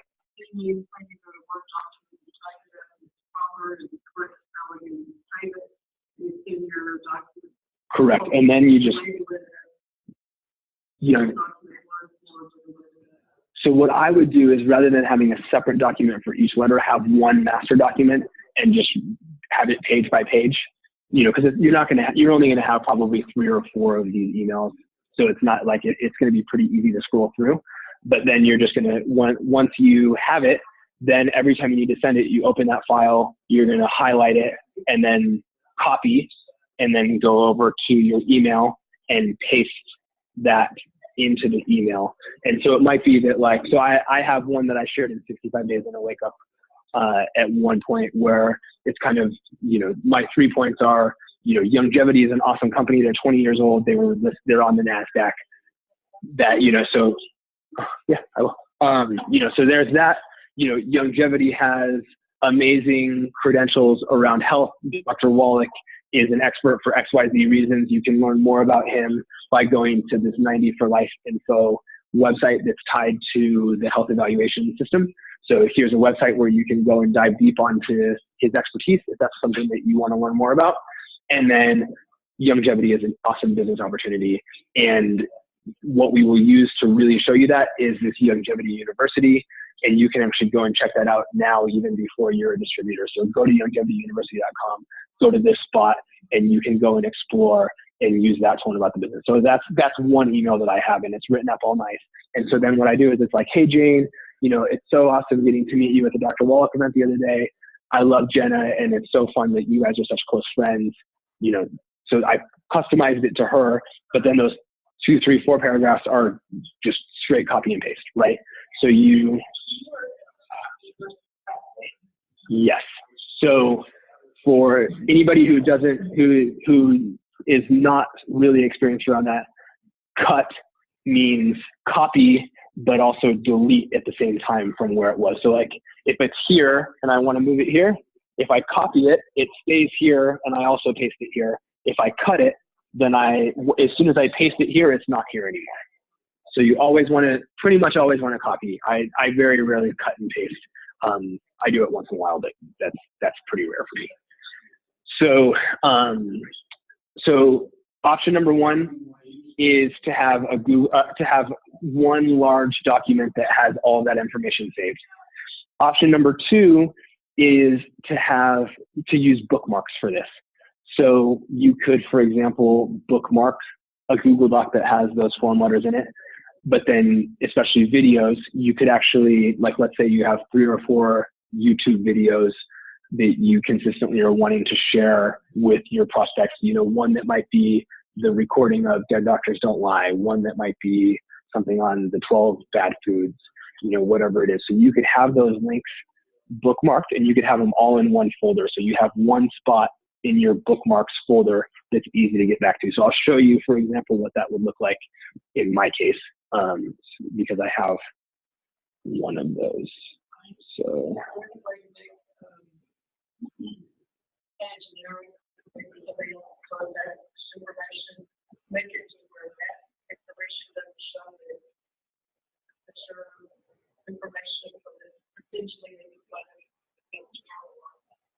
yeah, so you would want, so like, for example, you would want to customize. So like the links in my email are my, you know, are amchenault.youngevity.com to check out the products on the website, right? So you would, you know, if I gave you mine, you would obviously change that to be your personalized website, but then you only have to do that once. Does that answer the question? Okay, cool. We'll do that. So I was just going to show you really quick. So this is, I use Chrome for my browser, but pretty much all the major browsers do this. So you have what's called the bookmarks bar, and within the bookmarks bar, you can create folders. So I have a YGY folder, and this is where, you know, not just stuff that I want to share necessarily, but I have the back office login. I don't know why I have that there. That's in the wrong spot. You know, I have Snap to Finish, I have Youngevity Travel. So I have all the different links of stuff that I might want to share or that I want to get back to for my own purposes, all saved in one place. So that it's always easy for me to find. And so I can either click on Youngevity University and I go there, or if I right click on it, even if I don't go there, I can just copy the link right there without having to actually open the page. So I could just copy it, and now I've got that link saved to my clipboard that I could then go and paste. So that's the second really good way to do it. The third way to do it is that there are a couple of systems out there that work well for this. One is Rapid Funnel. What's cool about Rapid Funnel is that it has a library of Youngevity content that is already saved and there for you and ready to go. So you would have this library of different links and different videos and different stuff to select from that you just tap it and you can send it to a contact. And what's also cool about Rapid Funnel is it tracks when the person clicks on it, if they view it, blah, blah, blah. So it actually has tracking built into it, which is a miracle of the internet. I don't know how it works, but it works.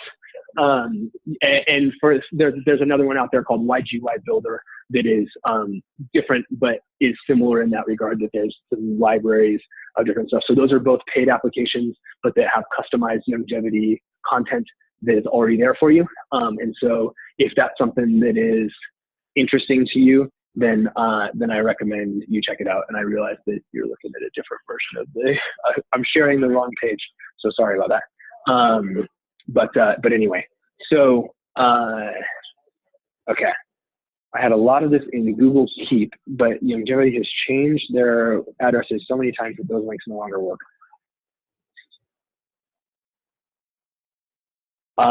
Is Youngevity done making changes to their website?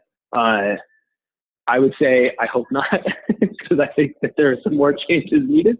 But I would say they're not done. One thing that I think Youngevity needs to be doing, that I will take up, and Linda, if there's some that are broken right now that you want to send me on an email as an example, that would be great. What Youngevity should be doing is, if that content still exists and the addresses just changed, there's actually a way for them to, it's called a redirect. So what they should be doing is, when you click the old link, it just redirects you to the new destination of where that content exists. And that's what they should be doing. That would actually really help them, because right now they're kind of in the penalty box with Google, because when you have people that are clicking on stuff that points to your website and then it's an error message, Google, that's like a black mark on your web quality rating or whatever with Google. And so we have a lot of that going on right now. So I would love to see what I can do to help with that. How do you get training videos and charts into that bookmarked folder? So Victoria, anything that has that's viewable as through a web browser where there is a URL or a web address associated to it, any of those things can be bookmarked. So, all right, let me share my screen again.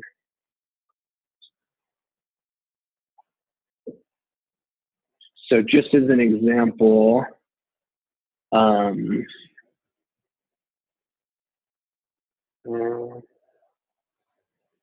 let's see.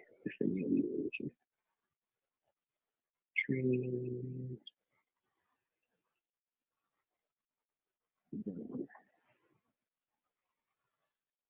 Sorry, I'm trying to find one that is a file. Well, we'll do it this way. So, okay, so let's go. So Longevity University, I go into the getting started training. And as an example, when you go into the start earning income section, you've actually got that PDF of the comp plan one pager, the summary chart. So if I click on that, you've got this, it's a PDF, but you're actually viewing it as a web page in your browser. So I can bookmark that. So let's put it here, and I'm going to put it in my longevity folder, and I'm going to save it.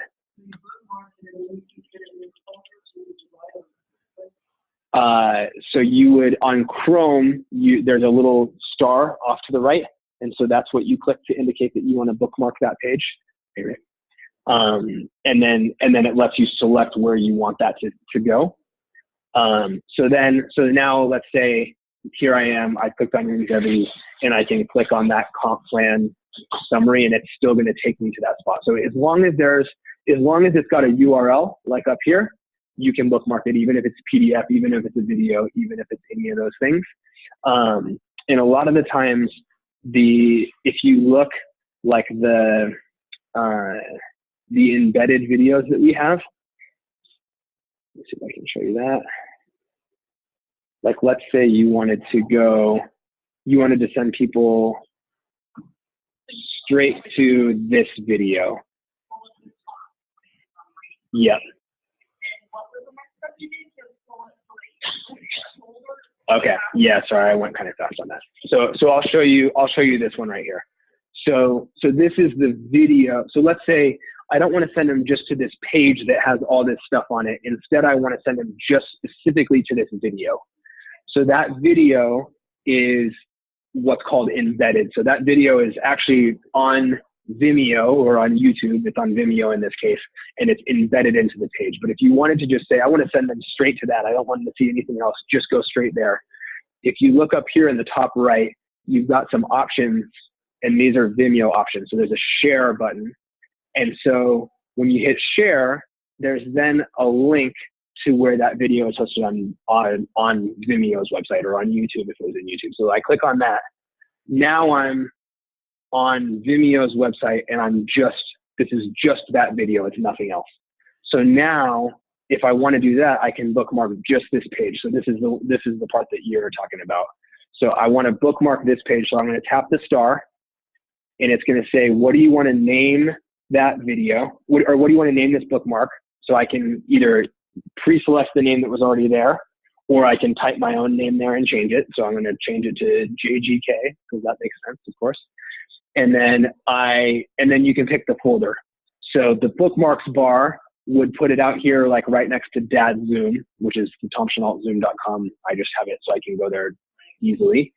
Or I can put it into one of these folders, and it's going to get saved there.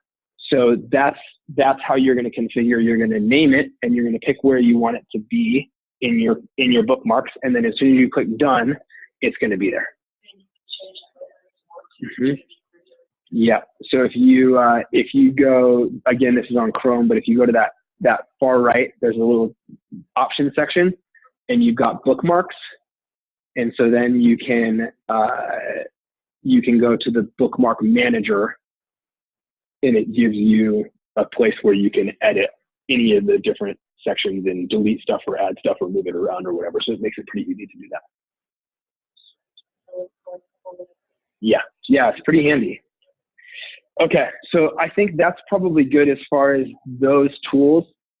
Marianne is an expert on Rapid Funnel, and so if you have questions about Rapid Funnel, make sure to reach out to her, and she can do a little bit deeper dive with you on this part.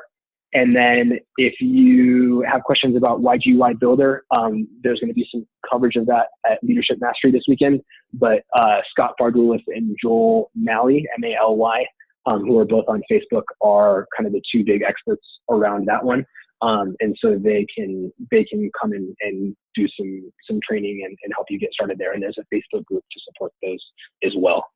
So that's kind of it on that front. Marianne, I would love for you to spend a little bit of time talking about the back office and some of the questions around that, if you are cool to wrap that up, and kind of take us home, because I've actually forgot that I have to be home at 1 to help to babysit while my wife goes to a Bible study. So I have a hard stop that I forgot I had. Yeah. So, but I think if you want to actually do it from like just from your laptop and use the audio on your laptop, I think that should work. Your AirPods in as well. Okay, cool. So I'll give Marianne a second just to get herself situated, and I'm gonna drop off. But if there's other questions that you have, if you need, if you start trying to implement this stuff and you get stuck, please send me an email, and we can try to work through some things together. And I'm just happy to help however I can. And but yeah, it's awesome to see so many faces on here. So thank you guys all for dialing in on the Zoom, and thank you guys for coming out and supporting in person. It's awesome. So Marianne will spend the last kind of 15-20 minutes or so that we have talking about back office, talking about some of the things that questions that you might have around the longevity web pages and how you sort of use your custom links and some of the different stuff around that, which can be a little bit tricky at times. So that should be really good as well. So awesome. Thanks, everybody. Yeah.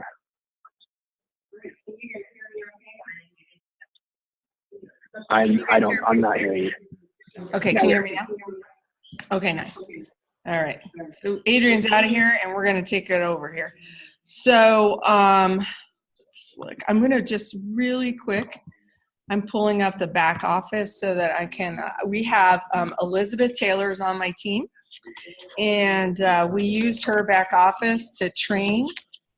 She's not very active, I'm going to let you know right now, but it's easier to use her back office than it is to use mine. Okay, so hang on. If you guys have any questions, I need to know if there's specific things that you are looking at that you just cannot figure out for the life of you, for whatever reason it is. Let's see here. And I'm going to share my screen here in just a minute. So, okay, good. Alrighty, you guys. So first of all, I want to thank Adrian. I was just taking notes and learning new stuff about what Facebook does. And, there's some things on there that I hadn't even noticed that they've changed or added or what have you. So that's really, really good. And I wanted to mention on the Facebook longevity page, I have to be a friend with you if you want to get added onto that secret, the private group or whatever. So if we're not friends, befriend me, and then I could add you on there.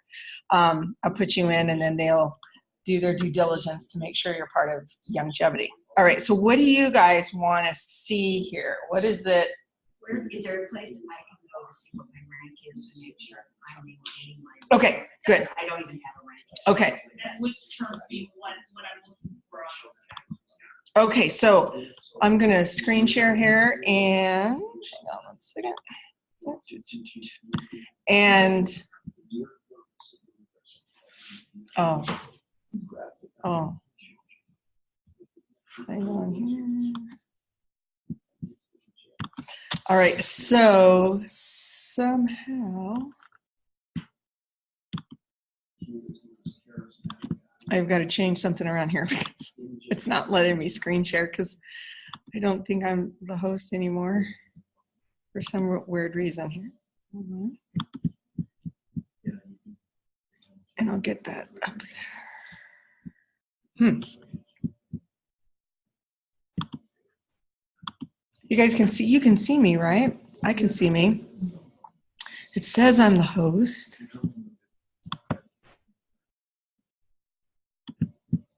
But I don't know why. Because I think a lot of people are still familiar with the old site, and so we know where to find stuff to get to. Well, and this is in the business center. This is not on your website. But So some people are wanting to know how to get to the business center from their site. from the new website and what have you. Okay. So Well, that might be something to start. all right. So I think what I need to do here is, hang on one second. I'm actually over on here. Hold on. Let me see if I can.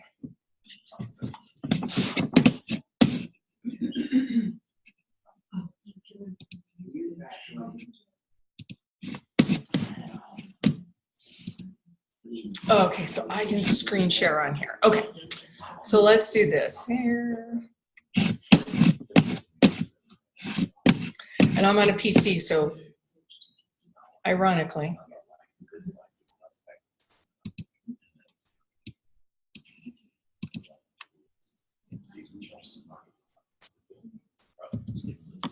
Okay, I'm going to go ahead and screen share, and I'm going to show you guys this because some of what Adrian was talking about. Oh shoot, I'm not.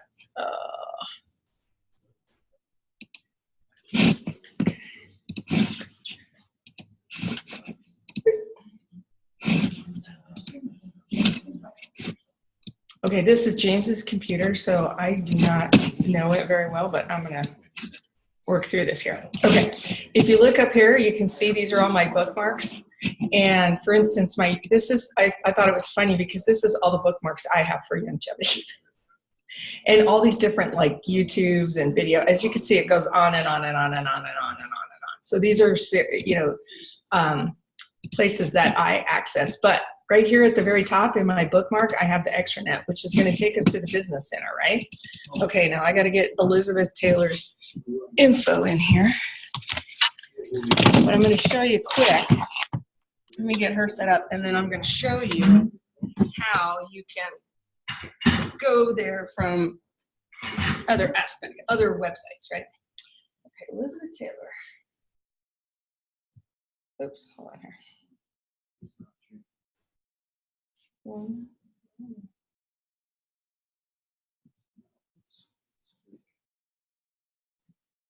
Shit.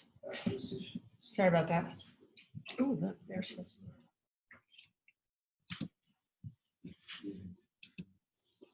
Okay, so the new website, we're going to go to the longevity.com. Okay. So even if you're on your regular website, your personal website, you're going to scroll down to the bottom, and then it used to be down here. It's not anymore. So I found that I have to go to that little person up on the right. Oh, good. Yeah. I have to go pictures underneath there, and then I can go sign in. Yeah. And then it'll come up I guess we're going with a box to the left. Okay, this must be kind of new. You do this. Yeah. And then when you So you have to go in and log in. Yep. This is the Okay. only way I know how to do it, so I didn't know if there was a better way, but we can do it this way as they like it. Because once you log in, it'll bring up a box to the side, and it also, that's another way you can do for your customers if you're trying to help them find their stuff. It comes up with this dashboard here. Oh, right. And then you can Okay, just so go then and it has a back office right here. So your back office is also your business center. All right, so let's do that. Now, like Adrian was showing you, you can just bookmark that, which is what I've done right here. So I would recommend then, so you don't have to go in and sign in every time in order to get to your extranet, which is your business center. All right, I gotta see if I can get this. Okay, so how you would bookmark it. I'm going to go to this page. So this is the page that we just went to the business center. So in order to bookmark it, so Adrian was showing that you can go here and click on that little star. And so I could put something like business center. If I wanted to put business center, I could do that. And then see here I have a folder for YG. So now I'm putting that in there. Does that make sense?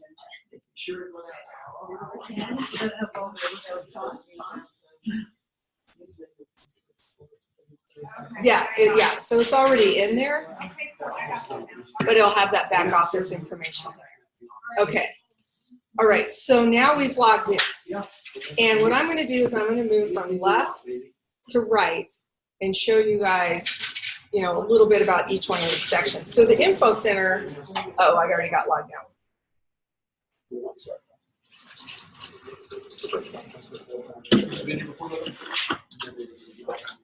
Okay. All right, so there you go. So I call this the snapshot of my business, right? It's going to show you the your commission checks. It's going to show you your new enrollments and everybody who's enrolling people on your team.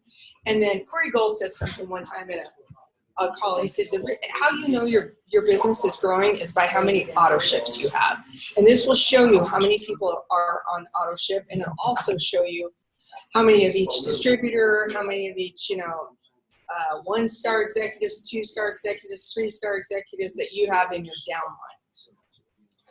This is going to show you your commissions and your bonuses that you'll get that are paid out on weekly. They will show up here.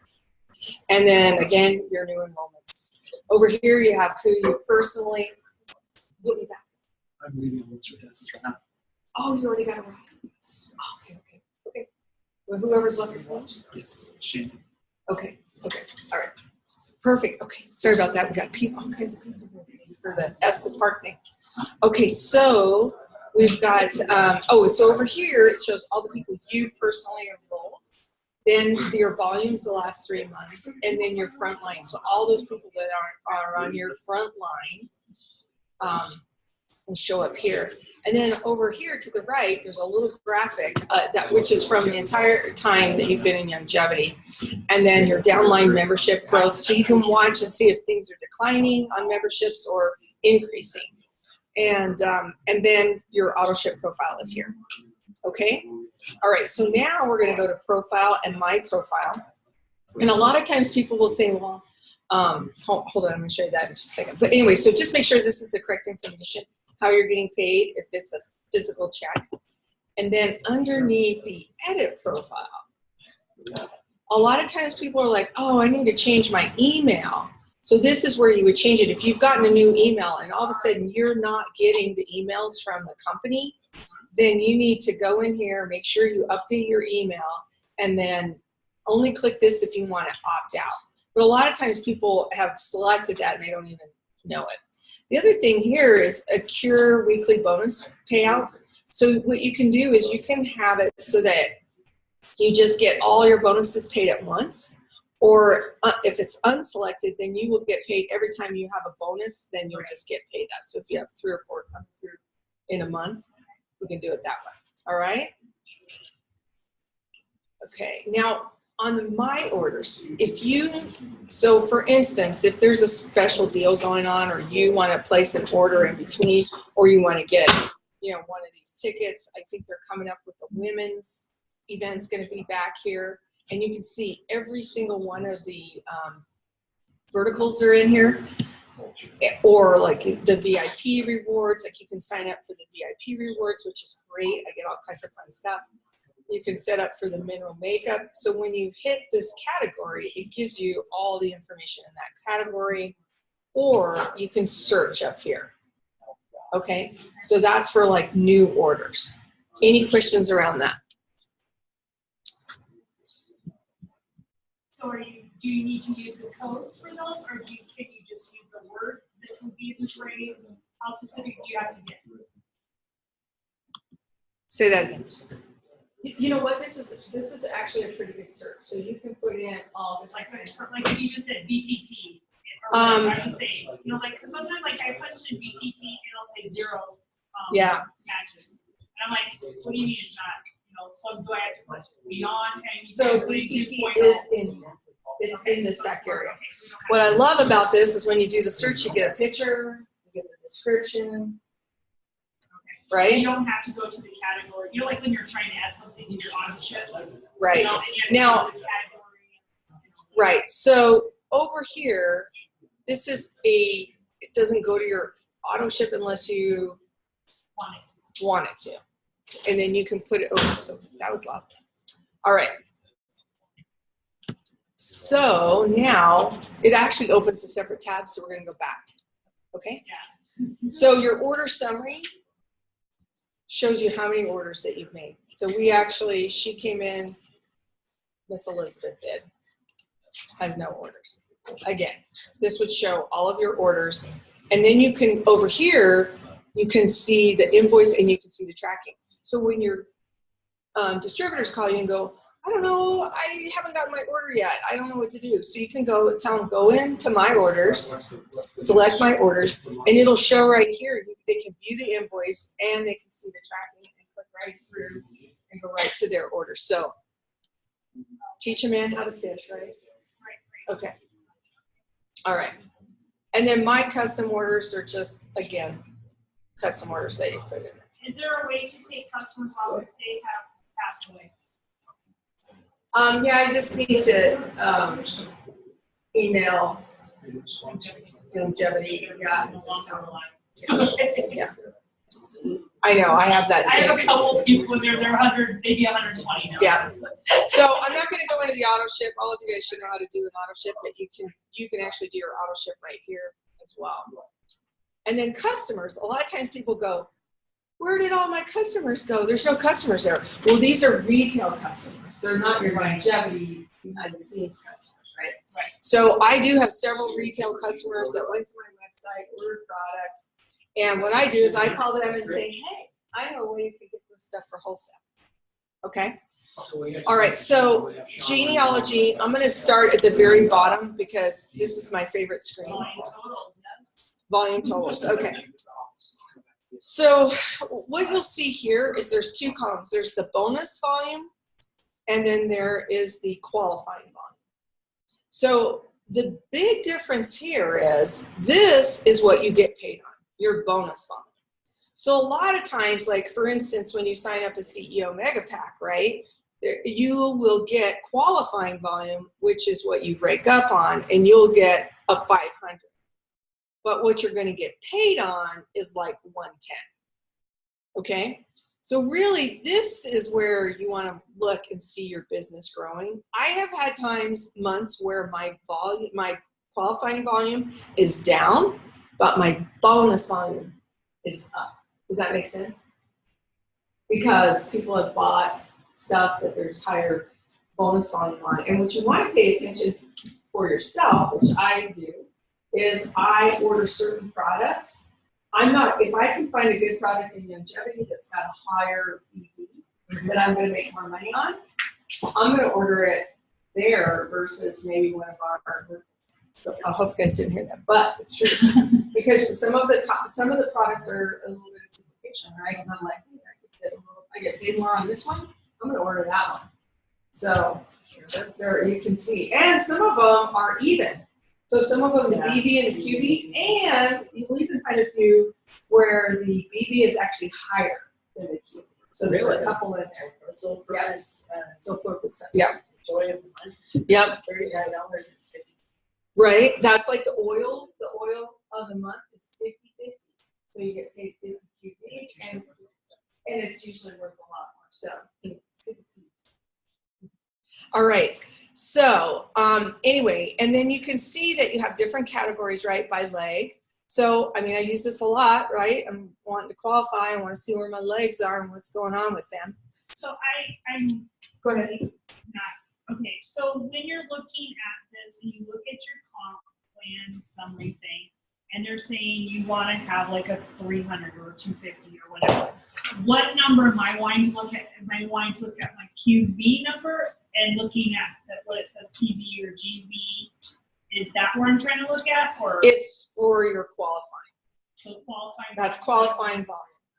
So if you have to be So as long as you 250, as long as you're keeping yourself above 250 or 300, whatever your right, qualifying thing, then you're doing okay. right.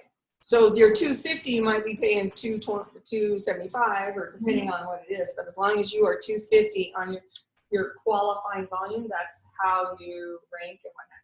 So that is qualifying.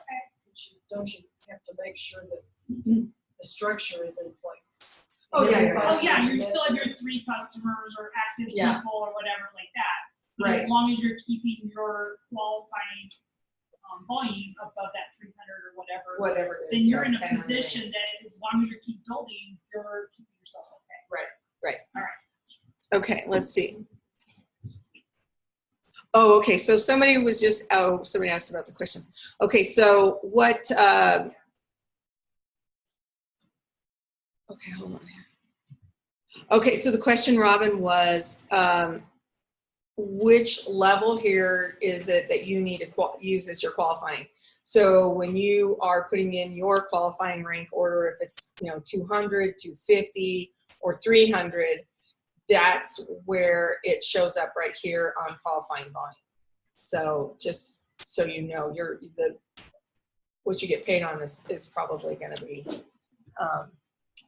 less, obviously. But And then your group volume doesn't play into all of that at all. well, yeah, and so then your group volume, you'll be able to see that right here. Your total group volume will be right here. And that's like, I'm just going to use senior. So like as an example. 5,400 for your Yeah, one-star yeah. executive, say one-star, or the brick rank, which is 1,000. So Right. that total will show up right here on your qualifying, because that's what you're qualifying on. All right. So that's Okay. your GDP. So that's why I need to see. Yeah, yeah, and this is your business or bonus volume, which is what you get paid on. Okay, do you guys, Robin, is that clear? Did you hear that?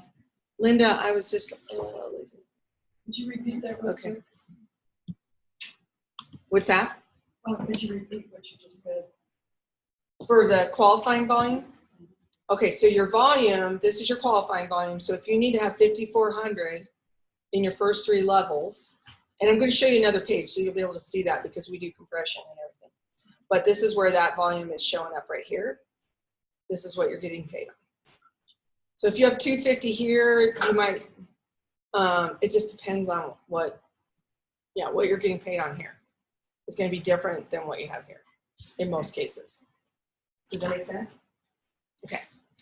All right. So then I'm going to go to your frontline placement.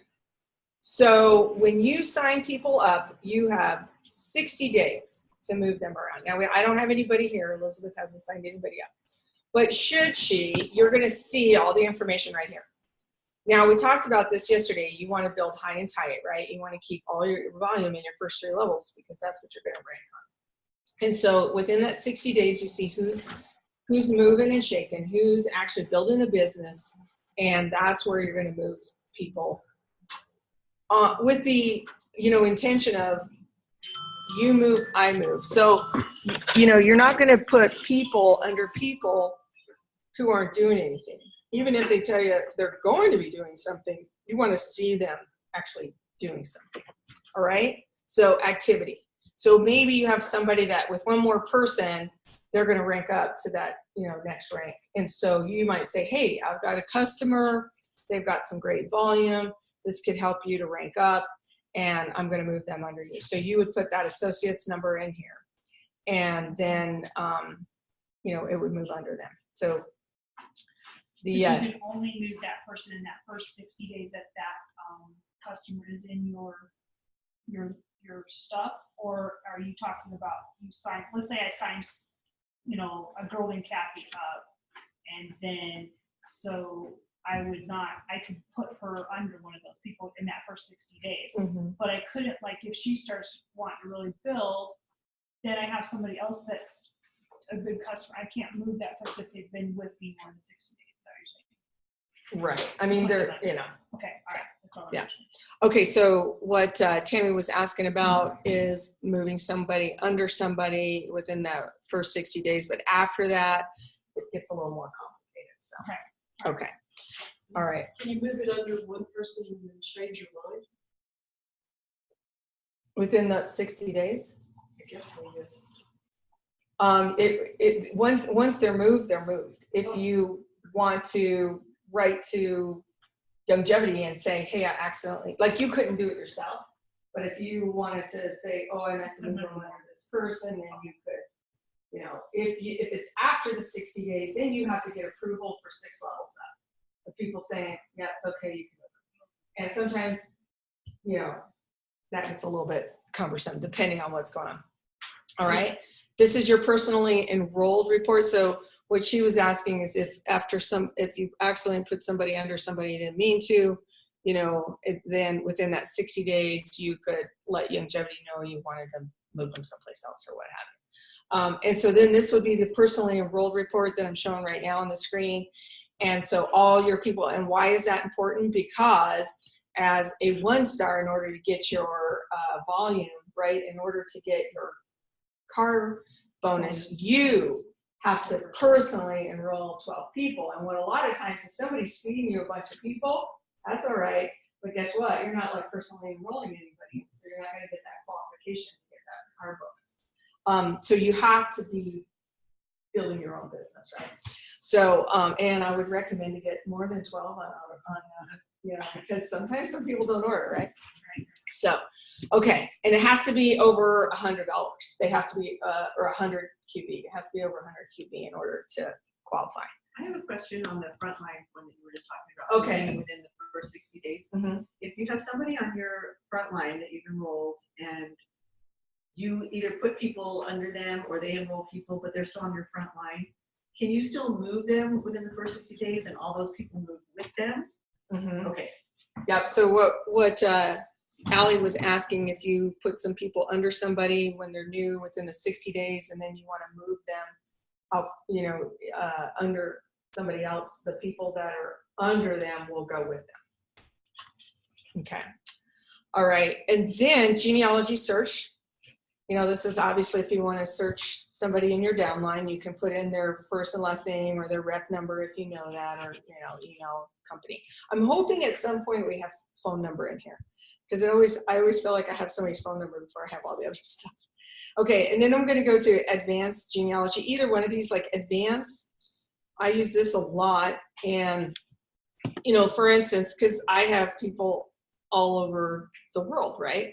Or if Dr. Wallach's going to be in Minnesota, then I'm going to do a search for people in Minnesota, or maybe, you know, surrounding states or what have you.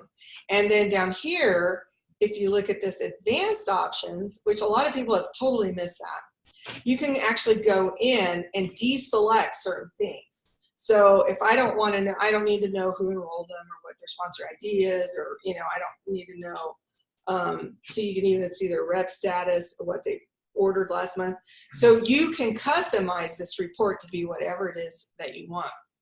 And I'm just going to, let's see, yeah, for some reason that's not working, but I'm just going to deselect a bunch of stuff and show you a report. And then what's really cool,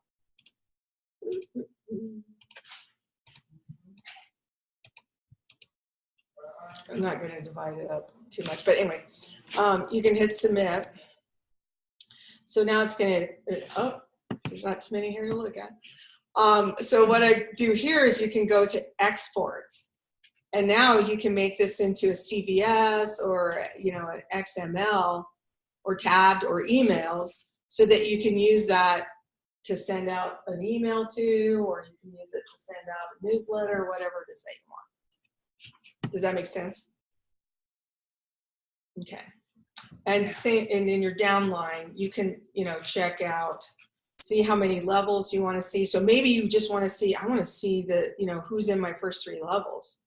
So how many levels do you want to see, or see only a specific level? So maybe you want to see everybody on your 3rd level. So I'm just going to look at, you know, first 3 levels. So there you go.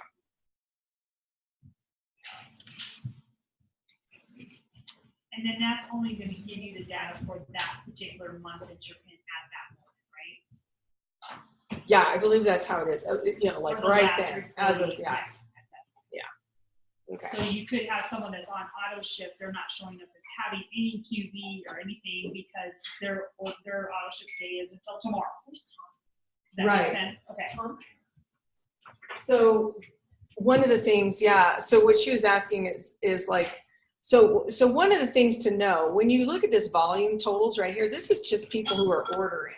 So if you don't see somebody in that list, you're like, oh shoot, you know, they're not in there because they haven't ordered yet, like their auto ship hasn't ran yet, okay? Does that make sense? So in order for you to see who's in your downline, you need to go to this advanced genealogy and run a report there. So this isn't going to be everybody in your business. It's only the people that are ordering, right? Okay, well, because I'm confused by something I'm finding in my thing. I've got my mom who is in her address, and then a person that I know happens to live in Michigan, and they have the same address down for her as my mother. All right, well, we'll have to look at that. So that's what I'm saying. So, but she's down, I mean, she has a number, ID number, everything like that. So I'm kind of going, okay, from that, because they go by your addresses. And so yeah, and that's so gonna mess me up if I have somebody that's got.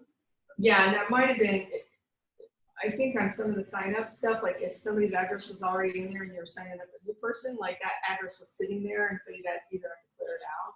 And hopefully they resolve that with the new website. But anyway, we're just talking about some duplicate information that might, like a different address. Or so what I do when I sign somebody up, I always go back in and look at their account, just make sure everything is kosher. You know, once in a while, type of a phone number or type of the email, or, so I just go into it and look at their account.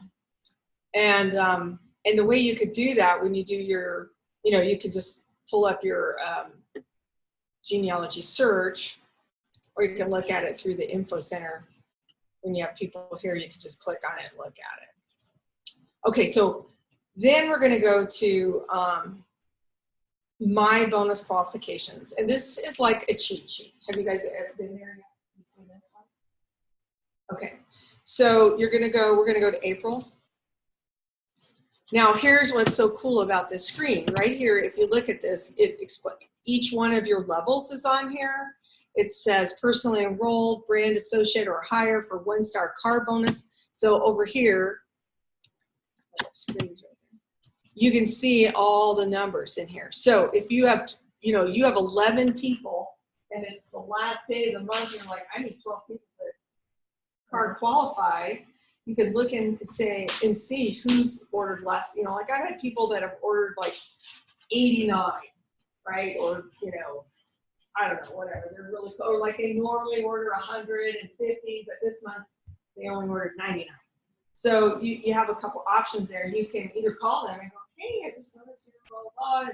We got this great special. Do you want to add anything to your auto ship, or whatever.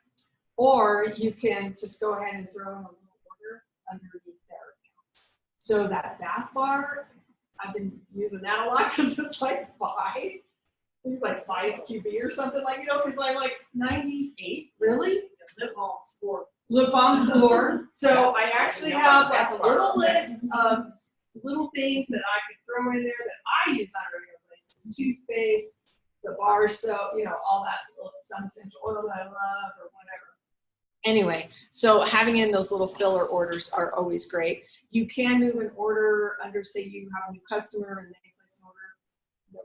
You're getting a qualification for it, but if somebody's short, you could say, move that order over here and that volume will show up over here. All right. Do you guys have any questions around that? Okay, what I love about this report right here is look at this personal qualifying volume. So your order is going to show right here. Okay, so you're going to say, oh, it says 249. I can't believe I have to order that lip balm again. Okay, and then right here is your compression of your first 3 levels, and that says 5,399. So you need 5,400. So you need to get your balm in there, your lip balm, and it's going to bring you up. Does that make sense? Yeah, 'cause I missed my GD. Yeah, I've had people go. I would have hit 1,000 again. Yeah, I've had And people. I was like calling people, and I was like, come on, I need this. Right. What's going on? Well, I decided not to watch it. I'm like, ah! Yeah. Yep. Yeah, So that's why it's going always to good to have. disgusting. I'm like, It's good to have more than enough, right? I think I might volume pretty loud. Okay, so you're gonna see you're right here, and then what it tells you, I just love this. So you go down the page, and it says yes, and then it says no, and you're like, no. Oh wait, I need to do this, and it tells you exactly what you need to do to qualify for that rank. So obviously as you get higher up, the ranks get more and more difficult to qualify for, right? Now you've got to have this many people qualifying as a 1-star executive and that many people ordering. Now the cool thing is once you get up to this 2-star rank, you don't have to have those 12 people. I mean, you don't have to have 12 people ordering to qualify for your card unless you just get it straight up. So that's a good thing. But anyway, it just tells you here. So you can look, you know, and go, oh my gosh, I thought I was a 2-star executive. What am I missing? Oh, you know what? I ordered 250 on my PQV and I need to be at 300. So this helps you. It's a great guide. I love it and I look at it all the time. So it usually runs like, it's usually, you know, day behind. So if you look at it today, it's not going to show everything until tomorrow. And then tomorrow it'll show everything that happened yesterday. Okay? And that's under commissions? It's under commissions. Okay, so then we're also here. I don't know how many of you have a Youngevity prepaid card, but it's awesome. Because first of all, we get paid on the 15th, and the money is in your account, just like that. So it's usually sometime between the morning and or something. And so you can just start using your card right then on the 15th. If you're on a check, then you gotta wait. So there's some pros and cons. You can, you can attach this to your bank account, or you could just have it. There's actually a way to set it up so it goes directly into your bank. So I kind of like have it on my card first, and then I distribute. I take the money out and then distribute it where it needs to go. Or you can just have it go right into. How do you take it out? Oh, you can take it out, yeah. Just cash. Well, no, you can just like attach it to a bank account. Oh, So you can go onto your card and just say, I want to transfer this much money. And the other cool thing is if you have other people that have cards, like I owe people money, and I just email them the money. You can just put in their email, and if they're on the same, you know, they have the same card, it just shoots money over to them. So Trish and I do that all the time. You know, like she's like instead of having the checks. yeah, instead of having checks and stuff. Yeah. You know, checks are motivational. They're green for go, go, go. It's so true. My husband gets a check. I get the card. Okay. And then obviously your commissions. So this just shows, you know, what your commissions are, what bonuses are, and you can view what your account will do. There's probably no projection here, but what it will do after a certain point of the month, and I think it's after you place an order, it starts projecting. Now don't get tied into that, because what happens is somebody will buy and push a bunch of volume down, and all of a sudden you're like, what? So I don't look at that until like the last couple of days. It'll still fluctuate. And then, you know, people still have, we have 3 days to qualify. So people will come in and place an order, and they might move stuff down. You're down there like, okay. But that's all right. It all comes around. Anyway, you can see the breakdowns in here in your projection. It'll just give you an idea of what, you know, what you're going to get. All righty. And then your earnings, and then that's the break. Shows the total breakdown and everything. So you'll see all that. Log out. This new enrollment association, I know it is so flipping complicated and it's not very good. So I would go to the new website to do new enrollment. And then this just goes back to your home office, which takes you to a completely different website. And then this is the Revolut. Have you clicked on there? What the heck? Okay. I was like, this is a website we had like what? I don't know. That's the 5 or 6 years. Yeah, that's in fact that was the one I was still using before I came back to Youngevity in December. Yeah. Well, I was in it, but I mean, that's what I was working from, and it was crazy. Oh, so Linda's asking about. Oh, she said, well, commissions from services also go on the card.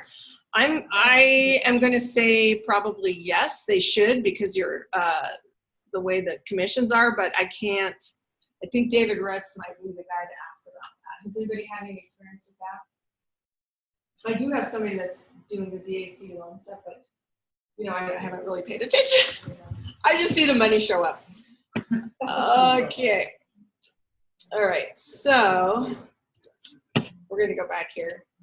And then this Revolution, this is something that we had a while ago. It's a service that you can use for free, a portion of it, but all the really big stuff is cost you.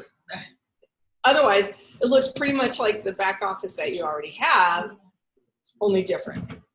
So I'll show you that really quick here. But you can do, there's different stuff back here. So see, it says pro, like everything you want to, it says that you need to be a pro. But most of this stuff is all the same stuff that we see. See, it's just laid out different, but it's really all the same stuff. So unless you want to pay for it, and I say don't pay for anything unless you're going to use it. Is there a way to see other part of that office that like the tree, different ways on this one you can see the orientation? Yeah, on this one you can see the tree, but isn't that for the paid version? Or no, it's free. Just scroll down and go to the last. Where to go? Put that something that's just there. You can see the tree version. Yeah. Where is it at? Whatever you were on before you went back, you could see the opportunities. So. Oh, okay. Yeah, organization. Mm-hmm. See on the left-hand side there, blue. Yeah. You can see tree view downline. You can see graphical downline. Really? Here's your tree downline, which is just what your genealogy looks like if you print it out. So you can get that. So you could get that. But if you go to the graphical, that's the pro. Got it. Okay. But if you look at this, this is really when you do the genealogy and you tell it you want to show all your levels and stuff, it's the same. This looks cool. Okay. So same information. Yep. Yeah, you get to see, you probably see more stuff. But like if you wanted to, here, okay, so this is a friend of mine who I ordered him the coffee thing for Christmas. And somebody signed up under him. He doesn't even know the guy. And then this guy signed up a bunch of people. Wow. And he signed up a bunch of people under the DAC thing. Wow. So anyways, kind of hilarious. But so is BJ making some money then? BJ won't place an order. Yeah, he's not going to make anything. But this is a guy that told me, he goes, as soon as you, so here's what he tells me. As soon as you start making some money, you let me know. Well, as soon as you start driving a free car, BJ, I'm driving a free car. Well, when you win one of those vacations, you let me know. BJ, I won 4 vacations in a row. What the hell? Anyway. Oh well. He's missing out. He can lead a horse to water. Yeah. But I can't quite. So if he doesn't order, just order enough, it is whatever goes up one. Yeah, so it just rolls up. All right, you guys. What is it? Okay, so that's. So now I have a word. Okay, go ahead. So when you have people like within the comp plan, or actually, no, that's all right. Okay, so all right, so I'm getting that because I'm watching my ranks dropping out, and I'm really good at it. Anyway, because I don't understand all this. So like for sale, okay, because I was brand associate. I went senior in March, and so I skipped sales. Now I'm back to sales. No, actually I'm back to brand now. So in sales and senior, they mention active preferred customers or associate or brand associate, which one of those levels. But once you're like looking at 1 star, it no longer applies to anybody who's just a customer. It's only if they are a distributor. Is that right? No, all volumes, all of that. Because these are like those are levels for a customer also, like for an associate level or yeah, they just have it like that's what I was. It's weird how they broke it out, but no, customers are that volume. They just like for car bonus, they have to be distributors. A customer does not count. It has to be a distributor for your car bonus. Okay, so what Lisa, or what, I'm sorry, Tim's asking. Because I'm trying to go for 1 star. Yeah. Anyway, so I would need to have 3 people that are doing, 3 people that each are doing 150 PQE, or they each have 3 people initially under them that are doing that, right? Right, right. It's not because they're distributing, because they're customers. I mean, you could have legacy customers, and that would take care of those, because those customers are also on those levels. Right, so, but if it's, okay, like the, what is it, the first one, like, first one that ranks, this. Hey guys, it's associate, then brand associate, then sales, and then senior associate you're coming up. But the first one that you have to have people under you is that sales associate, which have to have 3 active. Right, so it tells you if they customers. have, if they can be customers or if they have to be But see, distributors. once you get to 1 star, it doesn't say customers anymore. It only says active sales associates. So that's why I was wondering, do you have? But you can be, okay. Let me see that. That's fine. Yeah,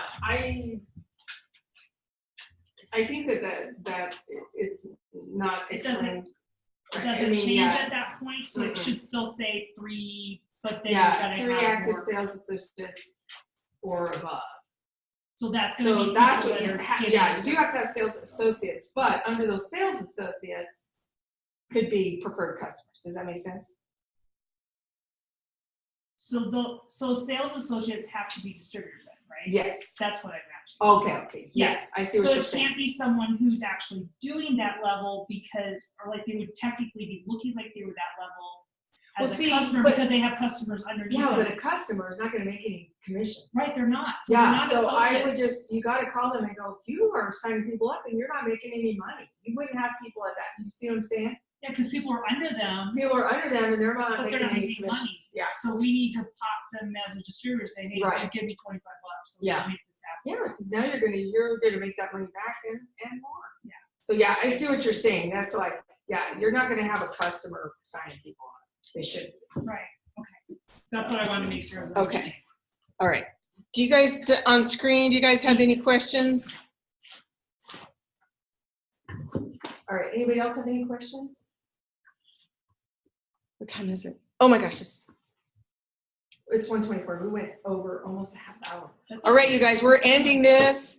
Thanks so much for coming on. I appreciate it. I hope we got everybody all figured out here. I'm going to stop sharing my screen and call it end of day. All right. Love you guys. Thank you. Thank you. Yay.